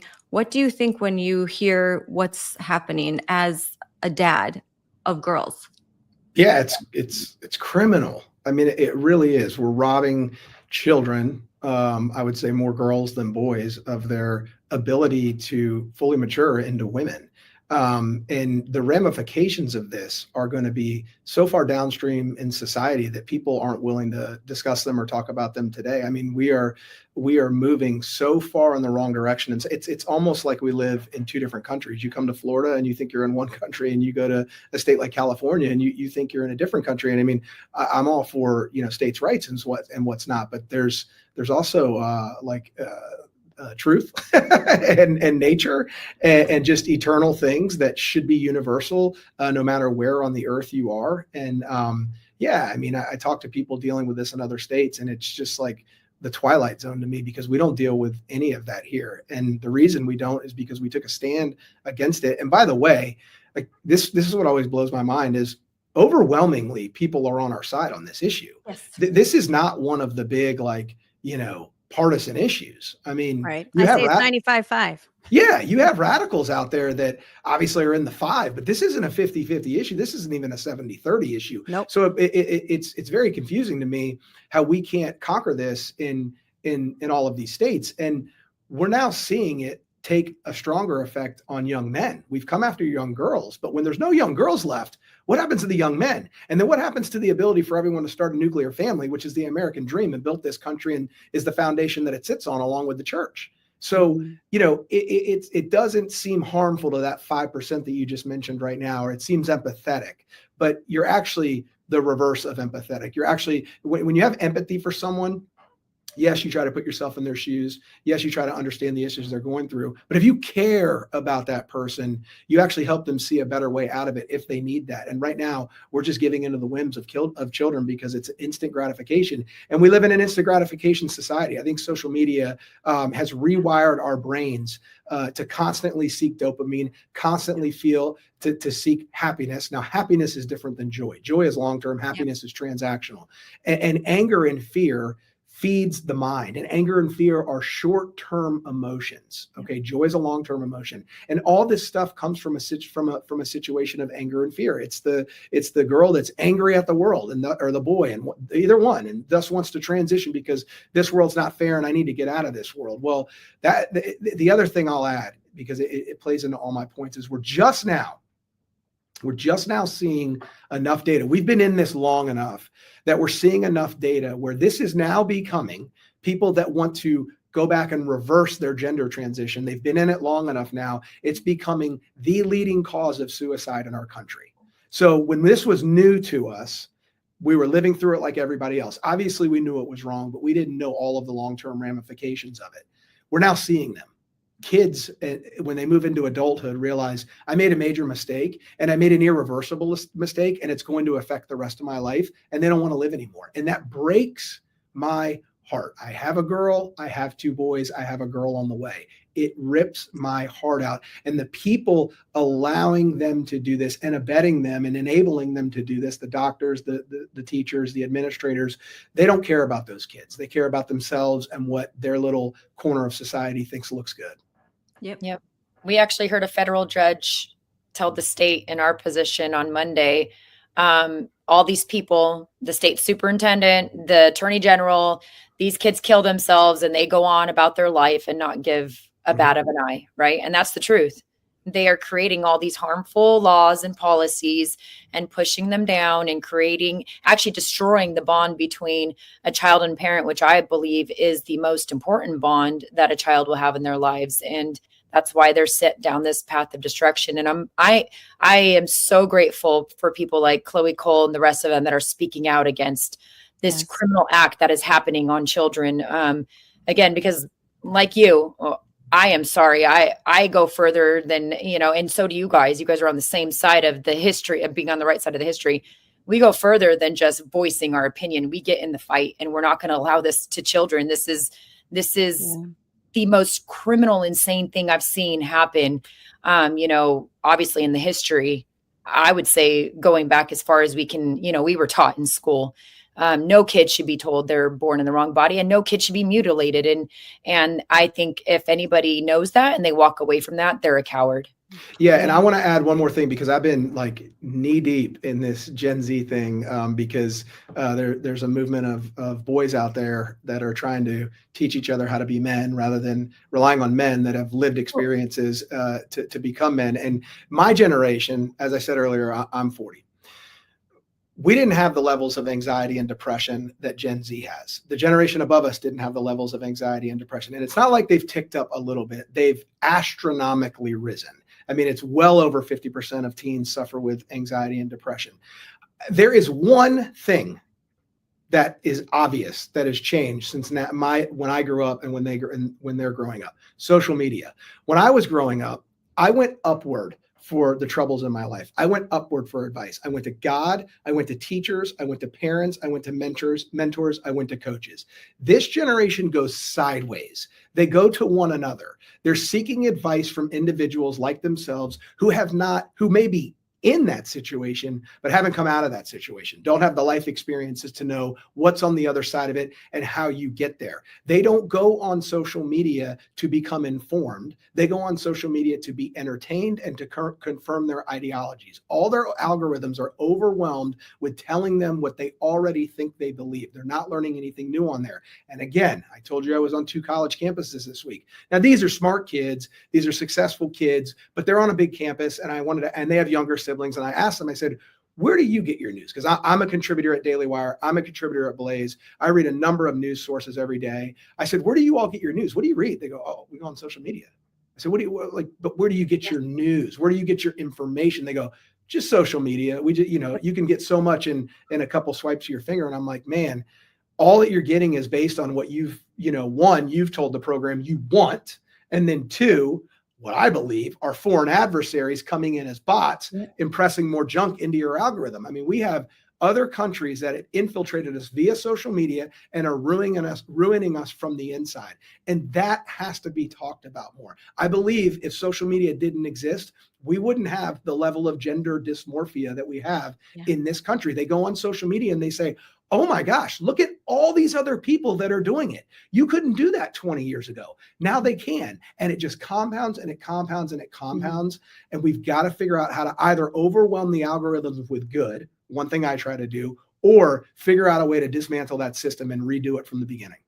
Yeah, Okay, they're well, devoid I'm gonna of comment real good fast. role models. Go ahead. I just want to say that with I can confirm this with my Gen Z kids. They will be like, Mom, is this true? Did you hear that Trump's doing this? Or did you hear that? I'm like, no, where'd you hear that? Oh, it was on TikTok, it was social media. Like, no, what news source? Well, it was in the news. And then I immediately send them something like, oh, okay. They're being told this just absolute and lie. and AI is going to make it absolutely worse too. If we think it's bad now, wait till AI, I mean, it already is, but wait till it gets big enough and prevalent enough to be news reporters and writing books, and it's already writing music. Wait till AI really gets in the game, and rather than, it's something we're worried about now, actually something that's actively engaged alongside us in our lives, because kids are going to be watching news clips, or they're going to be watching teenagers transition that are actual AI bots, but we're not going to be able to distinguish the difference between one of them. The other thing they're going to do, which they're already doing, is falling in love with AI. There's AI boyfriends, AI girlfriends. There's all this information out there that sex robots are coming. And, if you like porn, which, by the way, we live in a more porn prevalent generation than we ever have. But if you think porn is bad, wait till porn comes to life, because the robots are coming, and it sickens and scares the hell out of me. Shannon, I want you to respond, and then I want you both to respond to the news from the Department of Education that they are dismantling. I know that there are some celebrating that, and I see that as good. But when you live in California and Illinois, and you hear that more power is going to be given, or more, I got to hop off, Scarlett. Oh, I thanks, got to hop Kate. off. See you, ladies. Very nice talking to you. Not next week, the week after. Let's do it again. I Okay. want to talk more about some of the things we were talking about. Let me know. See y'all. Bye. Keep fighting hard. Keep fighting hard. Thank you. Thank you. Bye. Bye. I like what he's in a red. He has some different topics of concern, because he's in a red state. You notice like the difference that he's in a very red state. So he's seeing some other cultural issues that we don't see as much. So I want to talk to him more about that, because I find that really interesting, where he's dealing with some things that are happening on the right, and ways that I think that woke, and I'm not going to use all terms, but that there has been infiltration of chaos agents and bad actors that are trying to especially get to young men and really destroy them. But what do you guys think about the announcement from the Department of Education? You want me to go first? Sure. Again, I go back to federal government in a position when we had Biden was very dangerous, right, too, for states like ours, because it affirmed everything they were doing. I also agree the education system has been top down, where I think that's where it's creating a lot of chaos too. There's a lot of systems and just money being dumped into things that are not helping our students. So I think people are creating headlines that create fear, that without actually knowing what they're doing and getting involved. I'll use an example, like with our California Department of Ed. It is very top heavy on positions that have no business being positions in education. Again, we are paying over $140,000 a year for someone to continue to develop and just be in charge of putting this PRISM training, the LGBTQ plus, into the school districts. That's just one. Where's our departments that are actually helping and getting the results to help our students, succeed and excel? It isn't. So when they create this fear, we're dismantling, really what they're doing is trying to chop off the extra fat that was never, ever needed. Now, in a blue state, when you're giving it back to the states completely, it is a little concerning and it is a little worrisome. But then again, we have the Constitution. And if we just fight for what's in the Constitution, a lot of this, even though it's going to be a long battle, will be moot, right? Because I really believe a lot of times, unfortunately, they're trying to eliminate our constitutional rights, right? And if we go back to parents' rights, hey, that blankets over a lot of things. So again, I think it's a balance, right? Because even when Biden was in, he was literally trying to change federally Title IX. That's scary, because then states like ours are affirmed in all their state laws that, hey, there is no federal law to bounce back and fight and have protection with. So basically, like that, at least there would be states where they don't have to comply with the federal government if someone like Biden is in charge. So even though sometimes it's harder when you're in a blue state, at least there's hope in other areas. Well, yeah, I mean, look at California. They are priding themselves at all these lawsuits with federal government right now, but federal government, the lawsuits that they're engaged in with, making sure kids have a great education, free from ideologies, making sure our streets are safe, these kinds of things, right? California is so excited that they're fighting against common sense things, right? But it's also exposing it that they're fighting these things, and they shouldn't be fighting these things. These are the reasons why we voted these people in. I mean, fair elections. That's a huge thing in California because we have so much unfair and cheating going on, and they're fighting against those things. But I say literally, if people don't start paying attention to local, I don't think we're ever going to get anywhere. I think your local positions that are being challenged for doing the right thing are the ones that are actually saving and holding the floodgates from going further. They are not the sexy seats that get a lot of money. Obviously, most of them don't get any money at all. Maybe a stipend that helps cover a little bit of your cost and getting your sanity somewhat back, or trying to get it back. But our local elected seats, our school boards, our city councils, I am begging people to get involved. These positions, look, we can go all day long about how elections are being stolen in your state assemblies, your senates, your Congress. But if we don't start going local where our people, we can build that relationship with them, we're going to lose. We're definitely going to lose. And those are the seats that will eventually, these people will go up to further positions because people are pushing them. They want them, not because anybody's aspiring to be in a position and they want to, carry the torch like Nancy Pelosi and all her family members going down. It's actually people who actually are representing people. And that's the way government should be, right? You are your representative, not your special interest groups voting in your representatives. Unfortunately, in a lot of states, special interest groups hold those seats. And that's where the only way to break the barrier is to get into your local government and pay attention to those seats. All right. Shannon, your take. Sure. Well, I'm with Sonia. Local control should be the focus, but it's not as sexy politically, but it is so important. Most of your tax dollars go to your schools and to your local government, so people should be paying attention. And those policies have direct impact on your family. When it comes to the Department of Education, the federal Department of Education, before they fully dismantle, I hope that they respond to the 3 federal civil rights complaints I have filed on behalf of Awake Illinois here in Illinois for race hustling violations by the Illinois State Board of Education and Title IX violations in 2 different school districts where boys are permitted into girls' sports and into girls' bathrooms and private spaces. So for a blue state that is broke, like Illinois, that's the reality. We're a junk bond rated state, basically.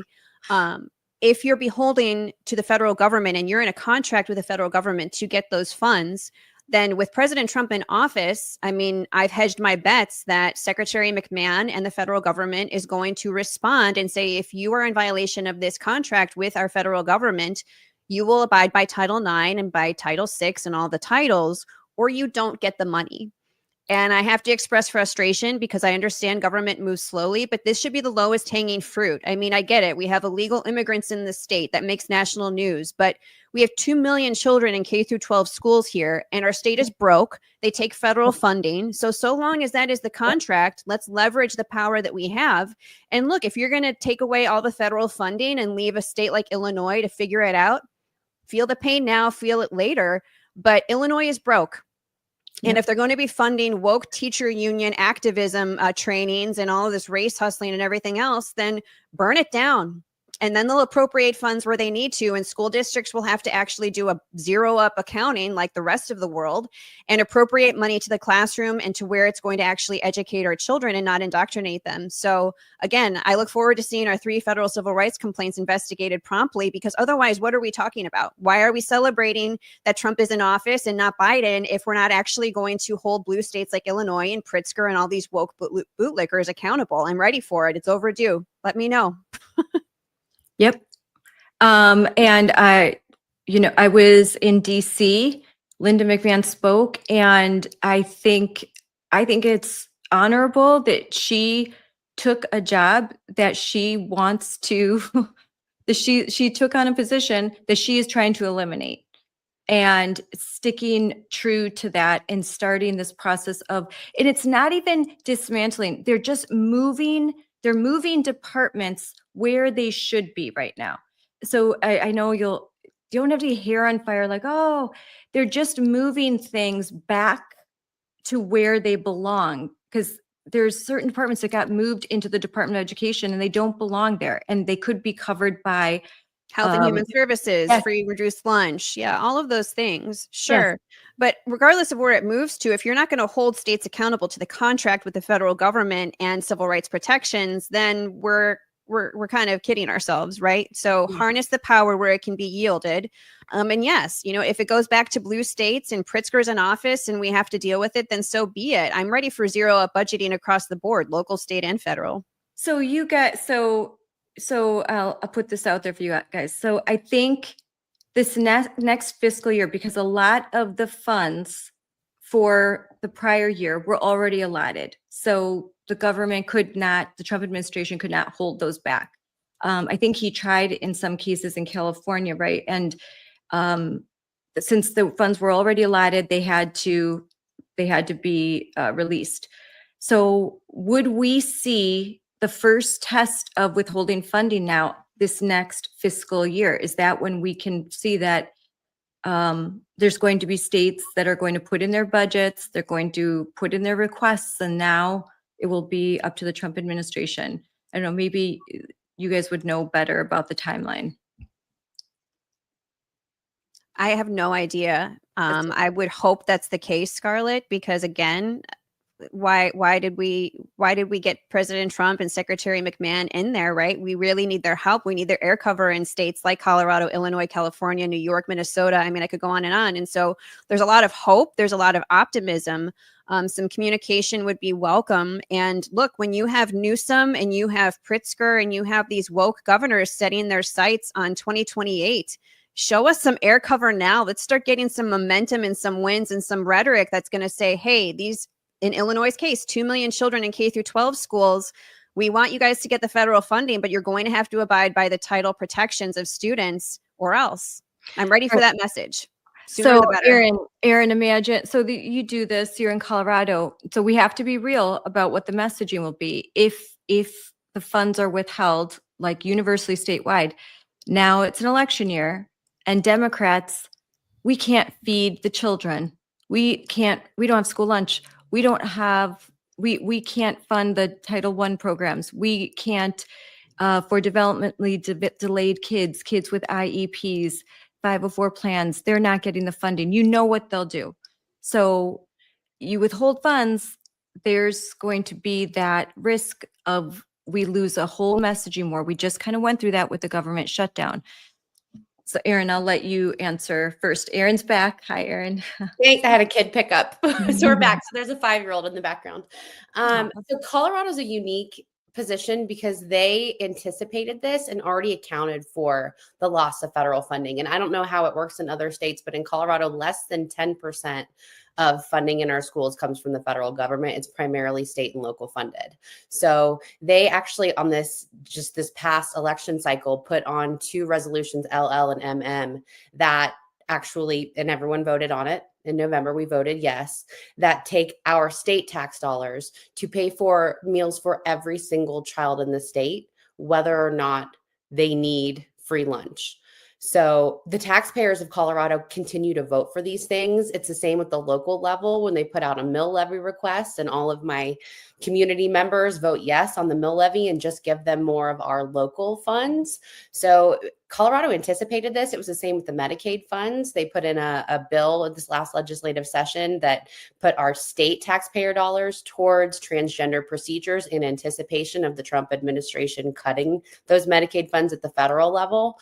So I just urge people to pay attention to what your state is doing and be prepared in states like Colorado and Illinois and California, because they know they're going to lose federal funding. And what we've done is thumbed our nose at the federal government and said, go ahead and take it. It's less than 10% anyway, and we'll just get these dummy taxpayers to account for the money that you took away from us. So they're almost like digging their heels in and doubling down and giving their middle finger to the federal government and screwing those of us who are state and local taxpayers. And like I said, people continue to vote for this. So be prepared for that. They were one step ahead of the federal government and the Trump administration. We give every student the same thing. California and Colorado constantly link arms. Yeah. And, well, in Wisconsin, there would be uproar to lose federal funding because we do have we still have Republican Assembly and Senate, and so they've kind of they've held the line even with Tony Evers as governor. So we're kind of just in this standstill. Nothing moves. It's just a stalemate. So things aren't getting worse, but they're not getting better because every innovative piece of legislation gets vetoed. And then what the governor tries to do doesn't get passed. So we're kind of in this place, but the Department of Instruction, the head of our Department of Education, is not appointed, someone who is elected, and she is she's terrible. She said pronouns save lives. She's very, very woke, and she will not go into compliance. The governor is not going to agree to get the tax credit from the big, beautiful bill. They're going to hold the line on all the things. So we've got, maybe half of our districts in compliance, half aren't in compliance.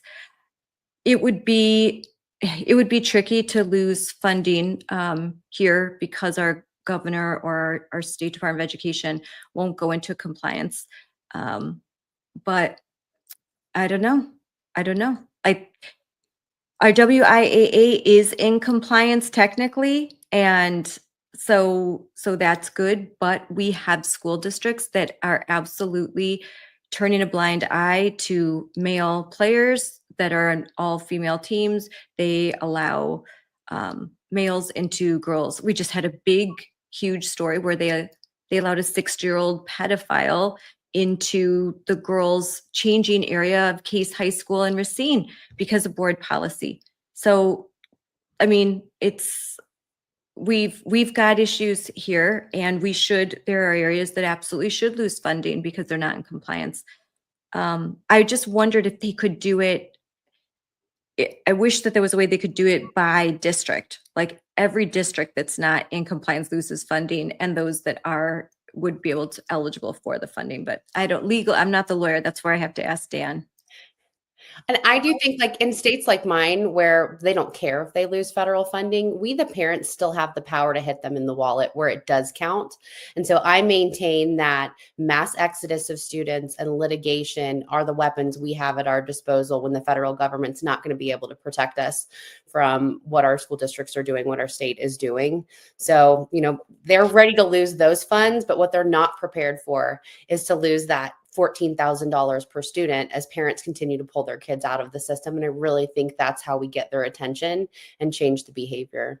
So are you guys seeing that in your state? Because it's happening here in Wisconsin. Are you seeing an exodus that the numbers that, they do that first Friday count, that every year they try and say, oh, this year it's going to be different, but they are losing kids across the board. Yeah, they're bleeding enrollment in Illinois. But, I think that's why all the illegal immigrant and sanctuary status, that's meant to replace the Illinois students with a whole new fabric of illegal immigrants. And, it's just not sustainable because, again, Illinois is broke. And when you look at, Gates mentioned Gen Z, these Gen Z kids are fleeing Illinois for SEC schools, for Southeast, states.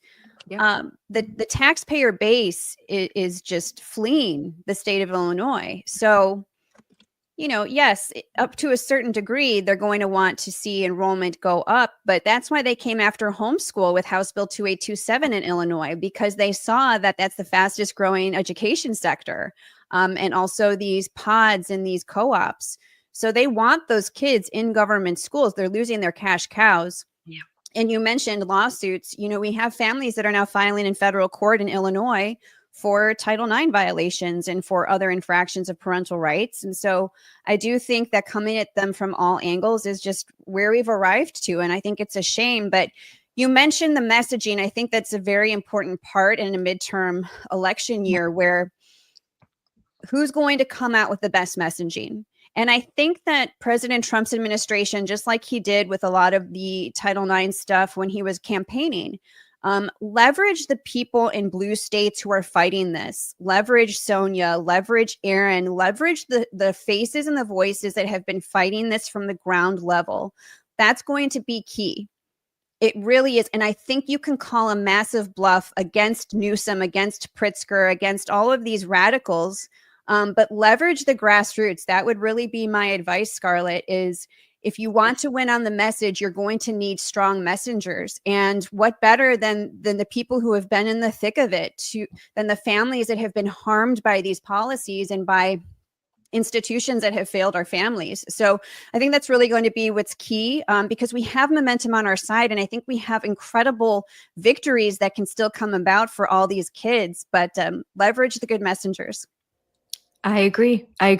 And there were a few bright spots in November, very few. And there were some school board races. Moms for Liberty, out of 32, we won 17 races. And the reason, and there was a Daily Wire article about it, the overwhelming reason for success was the focus on gender ideology in schools, radical critical race theory, and the dropping test scores in math and reading while increasing more DEI. And when that was a focus, there were wins. And we don't have a lot of money, but the messaging was on target. Yep. I agree with you. Look, Moms for Liberty gave me the first state endorsement, Yes. right? And I am so proud of that as I run for state superintendent. It's the moms that I believe are going to really, truly save. And because we're on the ground. And like Shannon said, we're the ones that are in this fight. We are the ones that develop the trust with those people that technically usually don't go to the polls, right? Yes. And Right. the messaging is so important. I mean, we know in California, one of the top 3 things that keeps polling the highest is boys and girls sports.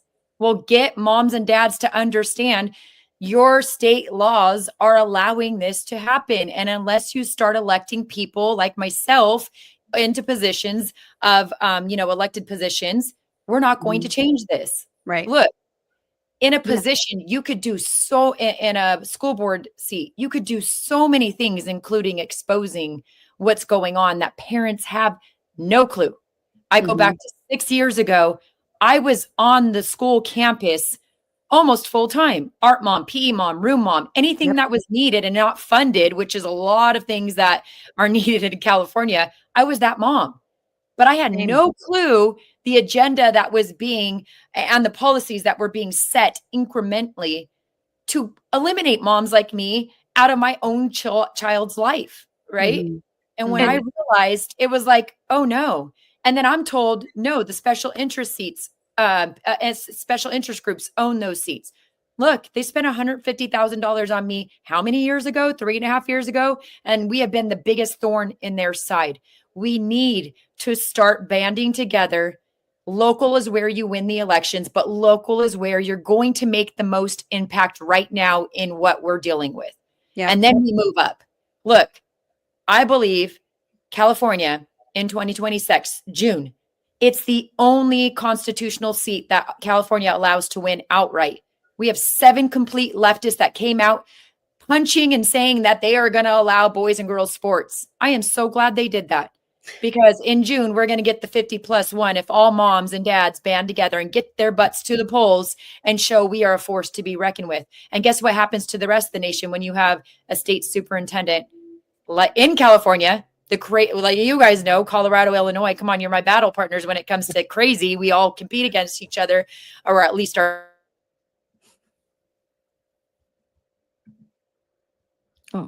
She's frozen. Here, we'll get back. We'll get back to. I was just kind of going through. I said Daily Wire. It's Daily Caller. What motivates people? School board winners say gender policies drove big gains. And so it's still the message. And I was just talking in DC to There we are. I spoke at a center right coalition, and there's a big group of people that they network, from all over DC, different organizations, different campaigns, a lot, all that. And I'm like, this is the issue. We cannot be afraid of these culture war issues. Yes, crime is a big issue, illegal immigration, yes, but we have to focus on these bread and butter issues. We have to focus on the economy. We have to focus on what's happening with Gen Z and opportunities, but we have to talk about what's happening in education. It is a crisis. We are in a crisis. Our kids, our graduating seniors, can't fraction beyond 2. Okay. Like, they read the report of what's in California, and it's the same everywhere. I've talked to professors in Wisconsin, professors in Minnesota. They have said that they have to spend the first 2 years doing remedial training of college students. So Yeah. basically, the first 2 years of college have to be the 4 years of high school that they never got. And these are kids that went to good schools. If your kid is really bright and in an honors class and taking college credits, they will come to college prepared, not over prepared, just prepared. It used to be, when my son graduated, he had 33 college credits. He could graduate college in 3 years. That was 2017. Things have changed that much in less than a decade. This ideology is absolutely, it's a cancer. It just kills. It's a virus that just kills an ecosystem. And it's so easy to take things down and really hard to build things. I'll let you guys respond. I just feel like the emperor has no clothes with this issue. Like, our first step was to expose, and we've done a really good job of educating each other. 5 years ago, if you'd asked me what's my biggest hurdle, it's willful ignorance and apathy from parents. But I really think they're starting to wake up to this issue. When you see the polling, it's like 90-10, even from the New York Times. Mhm. So it makes sense that this was the issue that drove wins in the school board races, because parents have paid attention now. They're over it. Even the kids are over it. They're over having LGBTQ shoved down their throat. The young men, especially, I have this theory that it's like so mainstream now that teenagers are by nature rebellious, that it's now the rebellious thing to be a conservative Christian teenager. Like, they're over it. And we have to continue to drive these issues, because they, as we've said, they have stranglehold on our school districts, but parents have had enough, and they're finally paying attention to it. Yeah, we are the rebellion. The counterculture. We are the counterculture. Mm. I mean, everything else, it's like it's so forced. I mean, Disney, like, there was some other good news. Disney announced that for the first time in 9 years that they've eliminated DEI, and hopefully they've looked at their profits and they've seen, those numbers go down. Their movies, just they're not good. You could say they're woke. Yeah, they're woke, but they're not good. They're just not good. They can't story tell anymore. It can't be natural. It's all so forced, and you can feel that. And I think our young people, and I have 5 children, and that's what they say, like, oh, it's so cheesy. It's forced. It's like they're making, those early Christian movies that when I was a teenager, and they're so cheesy, and you're like, but you'd watch them when you were in Sunday school or a youth. Now the major big studios are making movies like that, except for they're woke. They're cheesy. They're just like, that's not even good. Or they're very violent and very sexual with no plots, nothing good. And you leave feeling icky. Like, who wants to pay money, especially with how much it costs to go to a movie these days, to feel bad when you leave? Yeah, well, it just goes to show how toxic our culture has become. I mean, when I grew up in the 90s, we all had like shared cultural content that we could bond over, whether it was a song or a movie. But that's not the case anymore. And so, Gates mentioned earlier, it's worrisome where some of these kids that are so hungry for culture that resonates with them, they're going to fall into some dangerous traps, right? Just because they are encountering a rebellion of another color. But what will fill that void, right? That's what we have to be worried about as parents. And so, I'm hopeful that this younger generation will become their own heroes, because there aren't enough of them to look up to right now. And I was even talking to my husband about this, like in the 90s. Do you remember like Spice Girls and like Lilith Fair? There was so much like female empowerment. And also you saw a lot of pop culture icons getting married. Like that was almost a Yes. marketing strategy in and of itself. You had Beckham and Posh Spice. You had, Jennifer and Brad. Like, sure, it could have been a business decision, but pop culture really got around the concept of like dating and marriage. And so how many of our kids can name like a famous wedding or a famous marriage or something in pop culture that has made marriage like, a mainstream thing? It's so sad. These kids can't even date. They can't even look at each other in the eyes and have interpersonal communication. I mean, teachers see this all the time. So I think these kids have a lot of ground to make up, and I'm hopeful that this part of their rebellion is going to be actually congregating and, not being on Netflix, not being on their phones, but hopefully getting together and finding their people. That's why I know a lot of these kids, if you go around our community, upper middle class community, a lot of these households have SEC signs in their yard. I know it's because these kids are like, I'm done with woke. I'm done with far left progressivism. I'm not going to a blue state. I'm going to go to these Southern schools and find people who share my values and love America and are going to boldly, profess their faith and just find their people. Like I want these kids to just find their people and live life, get married, find joy. Like, you're probably going to have to leave blue states to do that. I mean, that's just the reality. We parents that are raising kids here, like we're in the thick of it. But I know a lot of these kids are rightfully looking around and being like, why am I going to pay these taxes to be around people who don't share my values? Why would I send my kids into a system where my mom and dad have been paying so much money and they're having to sue and fight? Like some of these kids are smart enough to figure out, I'm out of here, and God bless them. Go be free in another state. I mean, I hate to say it, but they're going to be the ones to have to, consolidate among people who share their values and find a happier way of life. They're going to have to be somewhere where there's economic opportunity. They can afford to Yeah. buy a house. I mean, now I have to say, because my daughter lives in Florida, she'll be moving back to Wisconsin once her husband is done with service.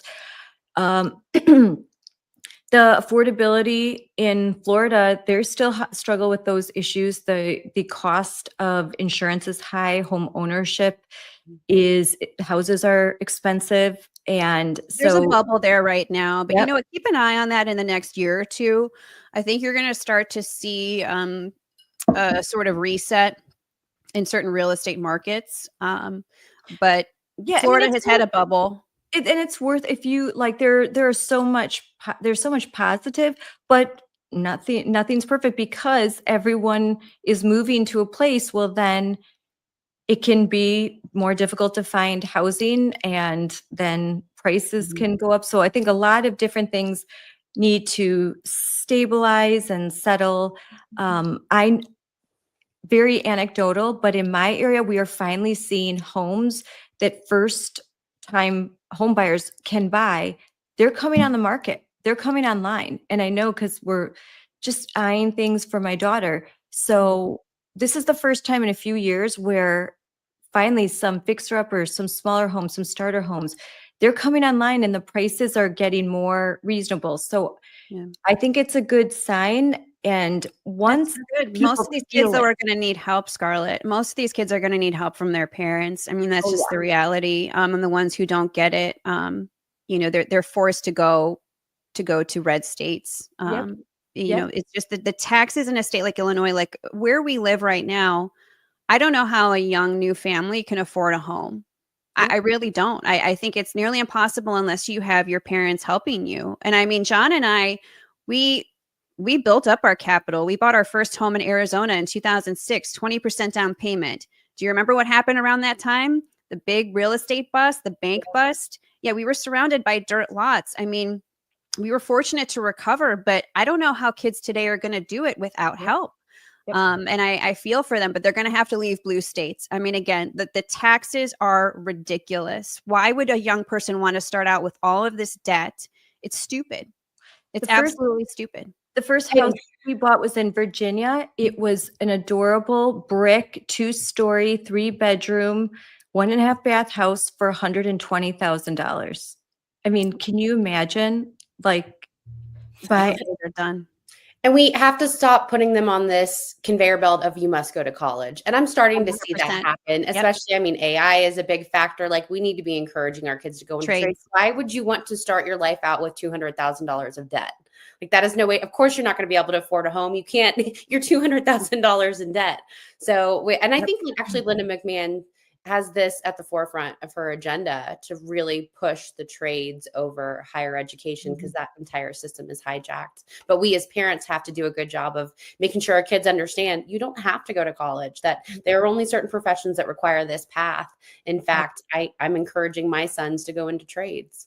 Yeah, that's a big shift right now. But I will say, talking to corporate recruiters and HR, until companies start shifting their hiring model away from the 4-year college, most families still encourage their children. It's like pay to play. You know, it's the cover fee to get into the club for 4-year college degrees, until corporations start really breaking out as outliers and saying, hey, you know, we'll give you an apprenticeship for skills, for training. We will, we will break the mold of the 4-year indoctrination campus. Until that happens, a lot of families still tell their kids that they're going to have to pay the cover fee to get into the club, which is the 4-year college. But it's not for everybody. And, you know, you look at when I was younger, you either went to college or you bartended or you went into the military. Like, those were the 3 things. But now it is becoming more mainstream to go into the trades. And I would hope that school board members can get creative here too and start welcoming the trades into their career fairs and into some of the programming at schools, because high school kids at this time of year, juniors, seniors, are starting to get stressed. And if college is not for them, they are going to get depressed. They are going to get anxious. But if they have a pathway for career success, we do need trades. I mean, HVAC, plumbers, they are printing money. And sometimes it can be a little political. I get that. But you have a skill, you're going to do great. Yeah. A 4-year indoctrination, 6-figure degree in English, stupid. Yeah, they're trade schools, community colleges, alternatives. I will tell you, as a school board member, I'm glad you brought that up, because I have my parent point of view, but I also have a school board member point of view, and it's not funded properly. But I do sit on as a commissioner member for technical career with 3 other districts, and it is hard to fund the program. But I'm going to tell you 2 different pathways that you can give to a student who might be 4-year bound. Like, let's take an example of a student that came, he's 3 years into a 4-year, but through our program, he was able to get his certificate in the field of pharmacy, right? So we partnered up, and, you know, everything was paid for, his background check, everything was paid for, and he was certificated to work directly in the pharmacy. So while he's going to a UC now to become a pharmacist on that pathway, he's also working across from his UC at CVS. And they are all like, where did you get this? How did you get this at such a young age? And it was through the school district and the programs that we offer. Now let's take another pathway on a child who child, because they're in high school, they're still a child. He's a young man now, but that isn't 4-year bound. And we keep telling them they're 4-year bound. We can have them certificated. Even girls who want to be beauticians, or, you know, guys who want to work in UPS, FedEx, plumbing, electrical, whatever it may be, there's pathways to get them certificated. So right after high school, they are going into these trade unions, and they are making a livable, healthy wage. Even, I mean, in California, I mean, it's hard, but they are right out of high school. I mean, these are things that need to be talked about, because they are pathways. I have my own daughter. She refuses to give up soccer, but she also wants to be a firefighter. Well, guess what is the best way? Our community college. She's in a competitive soccer program, but she's also taking her fire courses. And you know what? Let's just say in 2 years, she decides to go to a university. No harm done. She's got her general ed done, paying pennies, right? We're paying pennies for it, maybe a couple $100 a semester, if that, just because of books. And then she gets into that. I'll take our superintendent who makes a pretty nice wage, in California. We're talking, with benefits, maybe, close or over $400,000. Guess where he went first? Community college, and then transferred in. He paid pennies for his doctorate degree because he went a different pathway instead of going directly into a 4-year. This is people who are, setting up and responsible now to give kids the same pathways that show success instead of throwing them into a 4-year that, unfortunately, most of our 4 years, especially in California, are training kids to, learn how to hate America and burn down their own beautiful universities here and destroy them. You're putting them on a pathway to success. And it's not to say a 4-year is bad, but let's put them on a pathway depending on what they want to do, instead of being in a 4-year for, who knows how long, changing how many different things, and then becoming loaded with this debt that they'll never, ever pay off. I mean, I'm telling you, I'm excited because as a mother, I could say, hey, I encouraged my daughter. She got accepted into the most beautiful Christian universities, right? And it was like weighing it out. And I got to sit with her in the process and say, okay, well, this, that, the other. And at the end of the day, it felt good that she told me it felt good she was accepted because she was a 4.0 student and, an athlete. But it also made sense to her, going into starting to go into adulthood, not to become so overwhelmed with debt and stress and still be able to manage it. And that's what we need to encourage this younger generation. There is pathways that we can help you with in education that are so important. And I love that, Linda McMahon is making a really big effort to drive that home, because that's where I think we have another opportunity to really change these our generation's lives.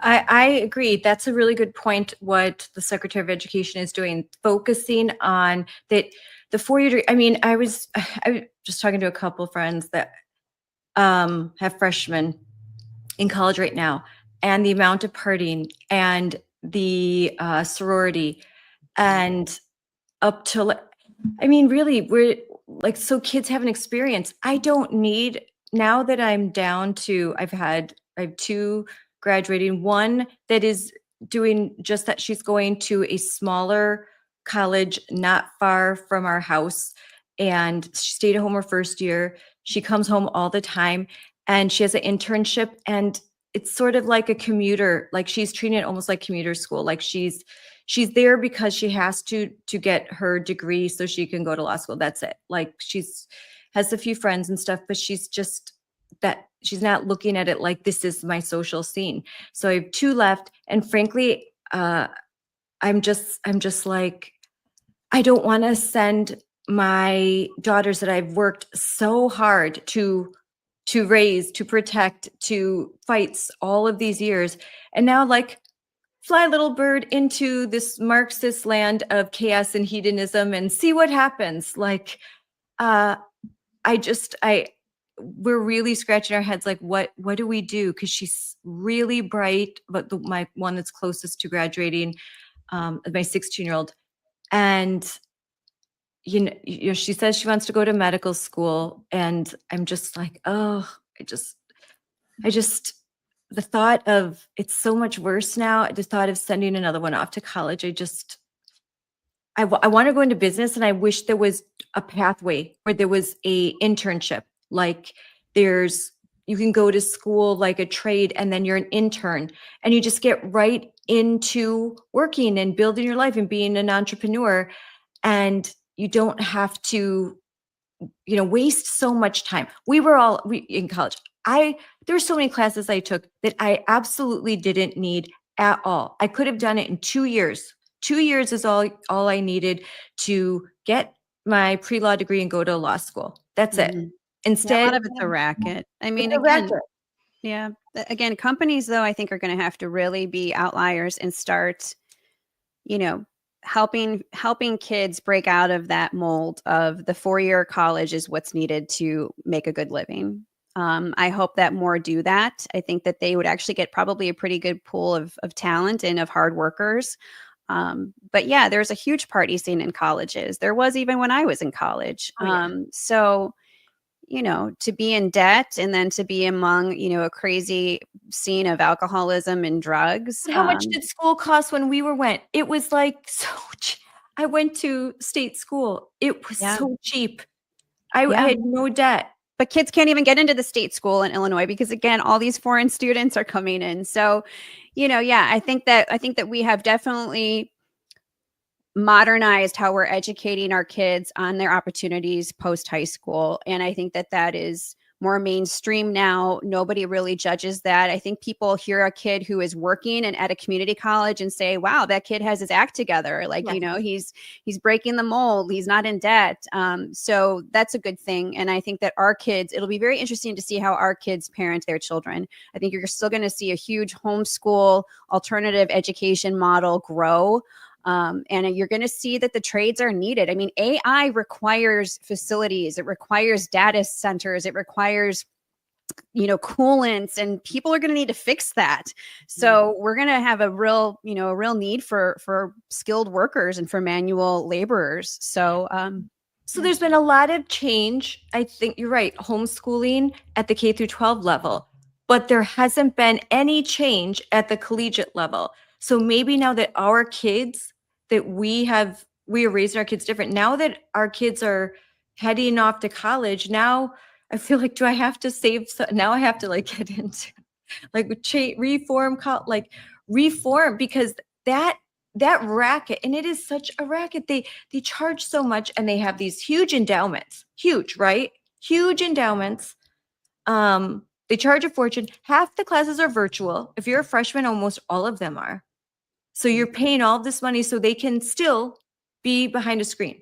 They're not going to classes. My daughter, her first year, it was almost all virtual. I'm like, what the heck is happening for college? Not because of COVID. It's just because they're just doing it virtual. It's easier. And so virtual college, the first couple of years, I think now they're moving towards in person, but this is all really important stuff that I think we need to talk about more,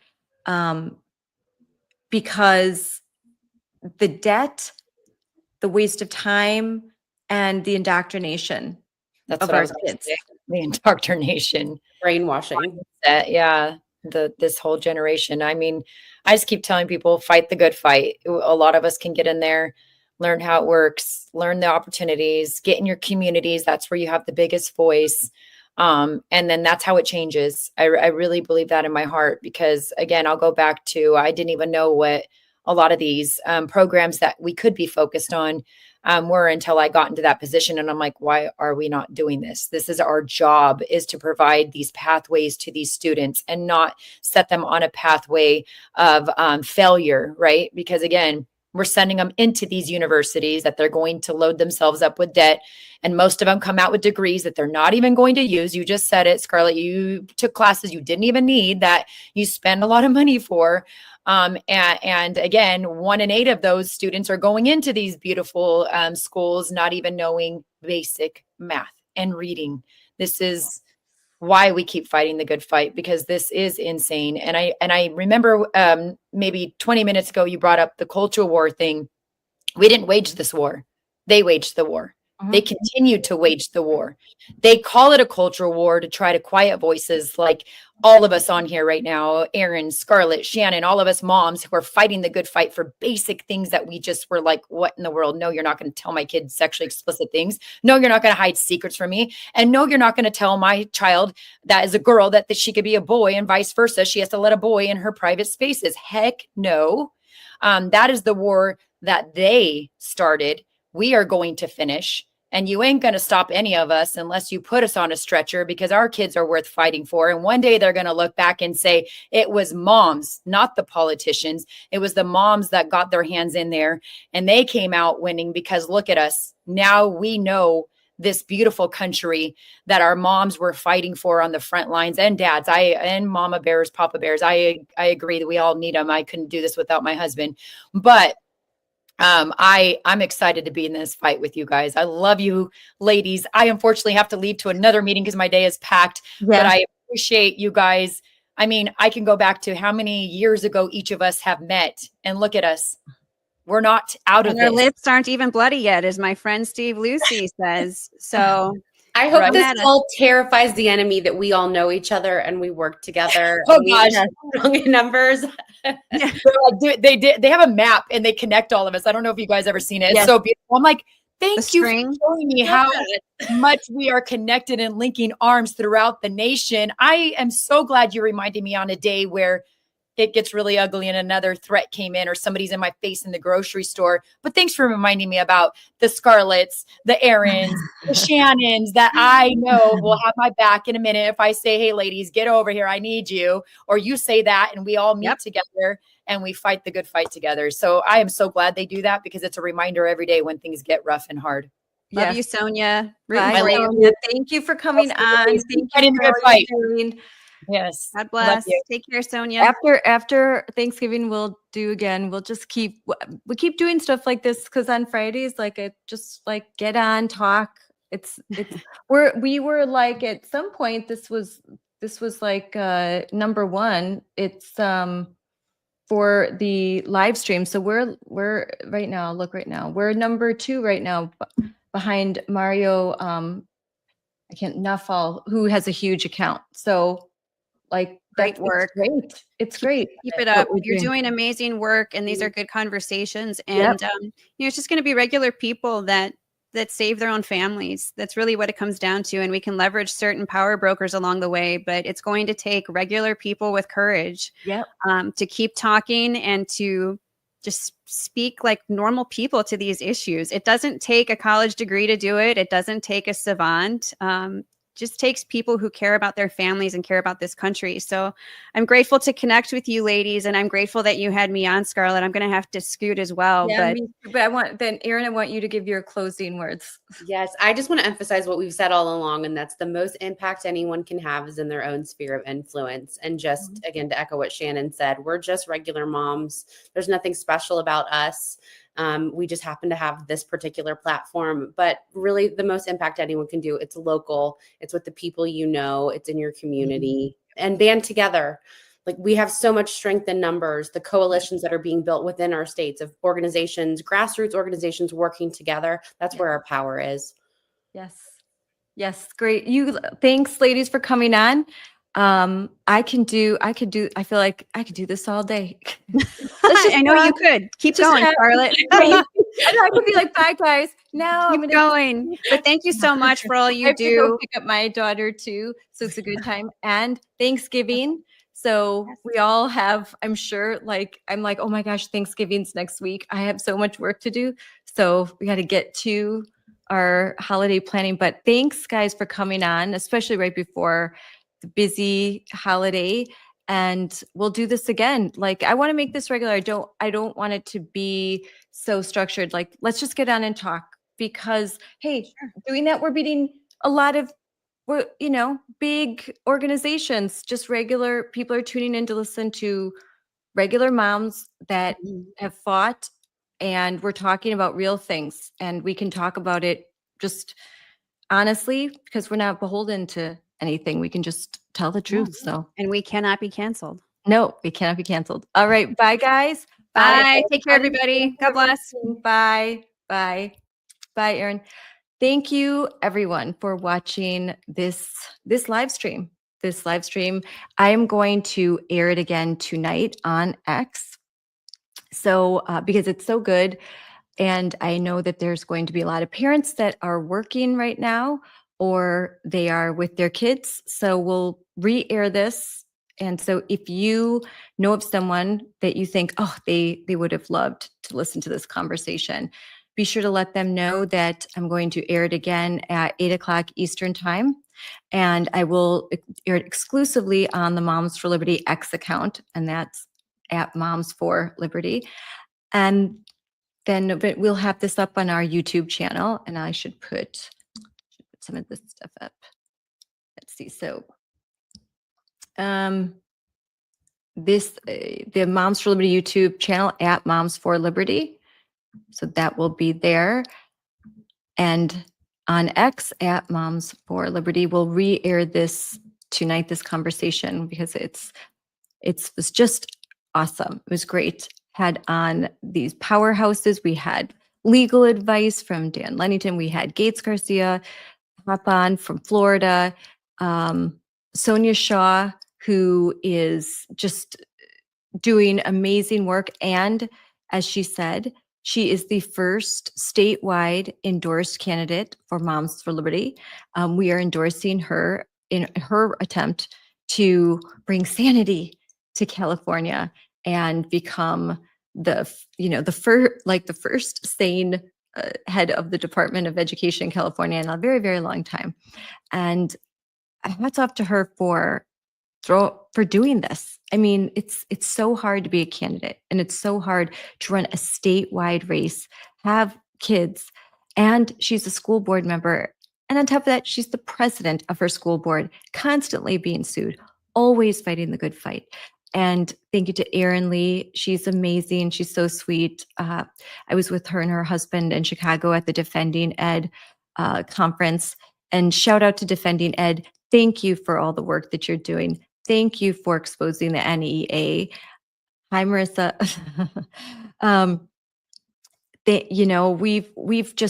We've got such an excellent group of people, don't we? Like, we all work together collaboratively. Moms for Liberty, Defending Ed, Awake Illinois. We have the Wisconsin Institute for Law and Liberty, and he mentioned the litany of other public interest legal firms that are just doing so much work. America First Legal, Southeastern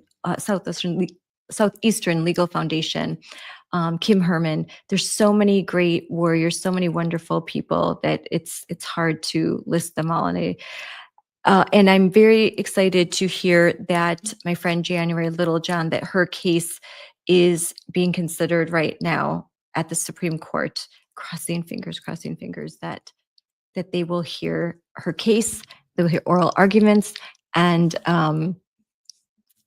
there's I won't even pretend that I'm a constitutional lawyer, but we will have Dan on again after Thanksgiving, because I want to talk to him about the outcome of Littlejohn. I want to talk to him about the two very big cases coming up.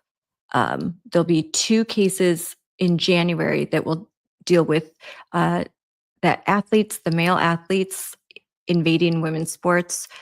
And I want to hear his opinion about those two really important cases, and about the NEA charter, which is something that at Moms for Liberty, we are actively involved in. We want the NEA federal charter to be revoked. They have a congressional charter, 1906, established as a professional organization for teachers. They are overly political. They've strayed from their original purpose, and we need to remove this special federal endorsement and the unique privileges provided to the NEA, considering the fact that it's just revealed that they are actively trying to recruit kids to become transgender or gender expansive, and that they specifically say that if you are a Republican or you voted for Trump, you are a villain, you are a bad guy, and they're going to come for your children. So there's no reason why the NEA should hold a federal charter. That is absolutely wrong. And there is a HR 4595, the National Education Charter Repeal Act. So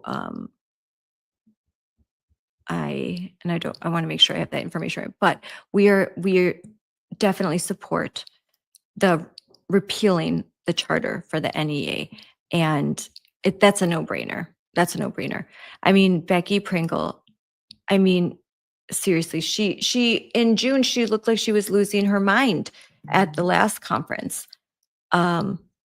She makes, I'm looking it up right now, she makes $500,000. $500,000 a year.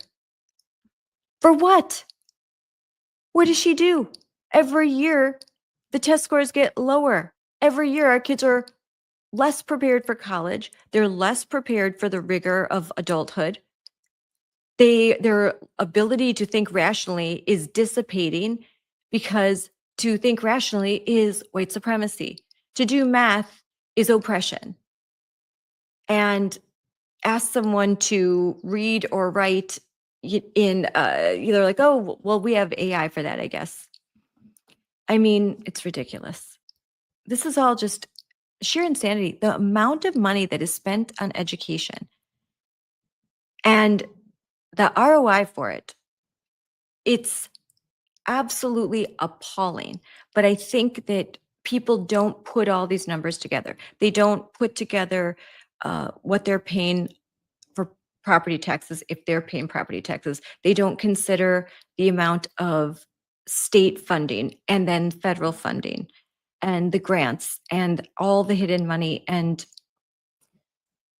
and then with unions. So got our work cut out for us, certainly.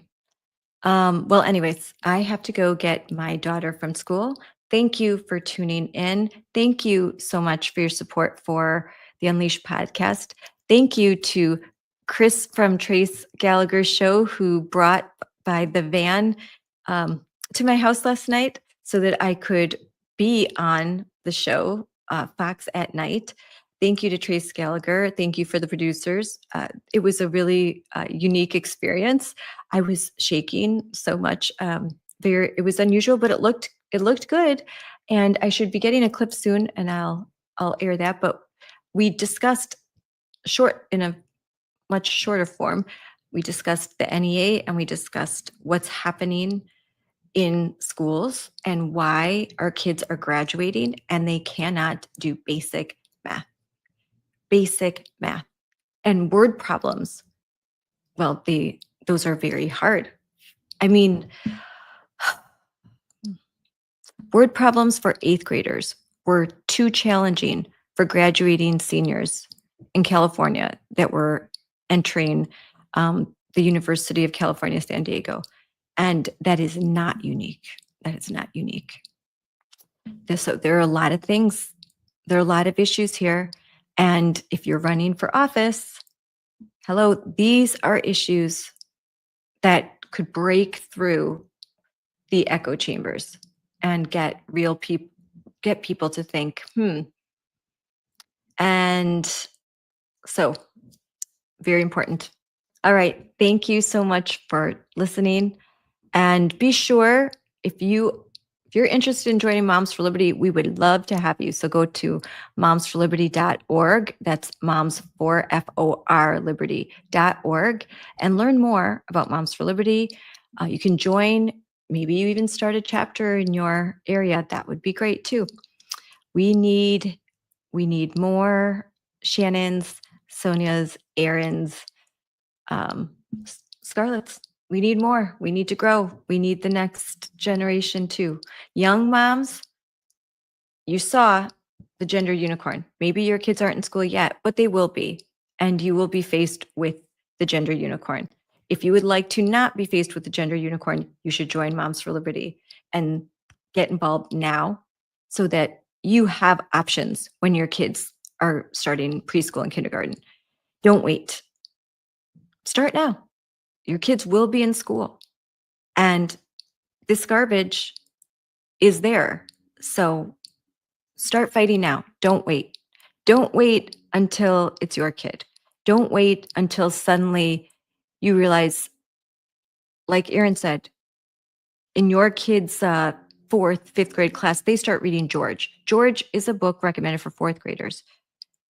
George is a grooming book. It grooms kids to be transgender. And so don't wait until your kid is reading this book. Stop now. And this is not at all about banning books. It's that what is age appropriate in a school district. It's not even talking about a library. We're talking about a school district. What is available to kids? What is required reading for them? And have they given parents a warning and a right to opt out? Have they told kids, we are going to talk about some controversial topics that might that might not align with your deeply held religious beliefs or values. They do that, you get to opt out, they're following the law. They don't do that, they are not following the law. And they are trying to undermine, and they're being secretive. And that is not right. And it needs to stop. So thank you. Stand up, keep fighting. And we will be on, I'm not sure if I'm going to do an episode on Monday. So we may not have another podcast until after Thanksgiving. And then it'll be fun because I'm going to DC again, and I'm going to try to do a podcast live from DC for the first time. So that should be fun. And so thanks everyone. If I am not back, have a happy Thanksgiving, enjoy time with your family, find some good Black Friday deals, and just be present, be thankful, put your family first, always. And bye.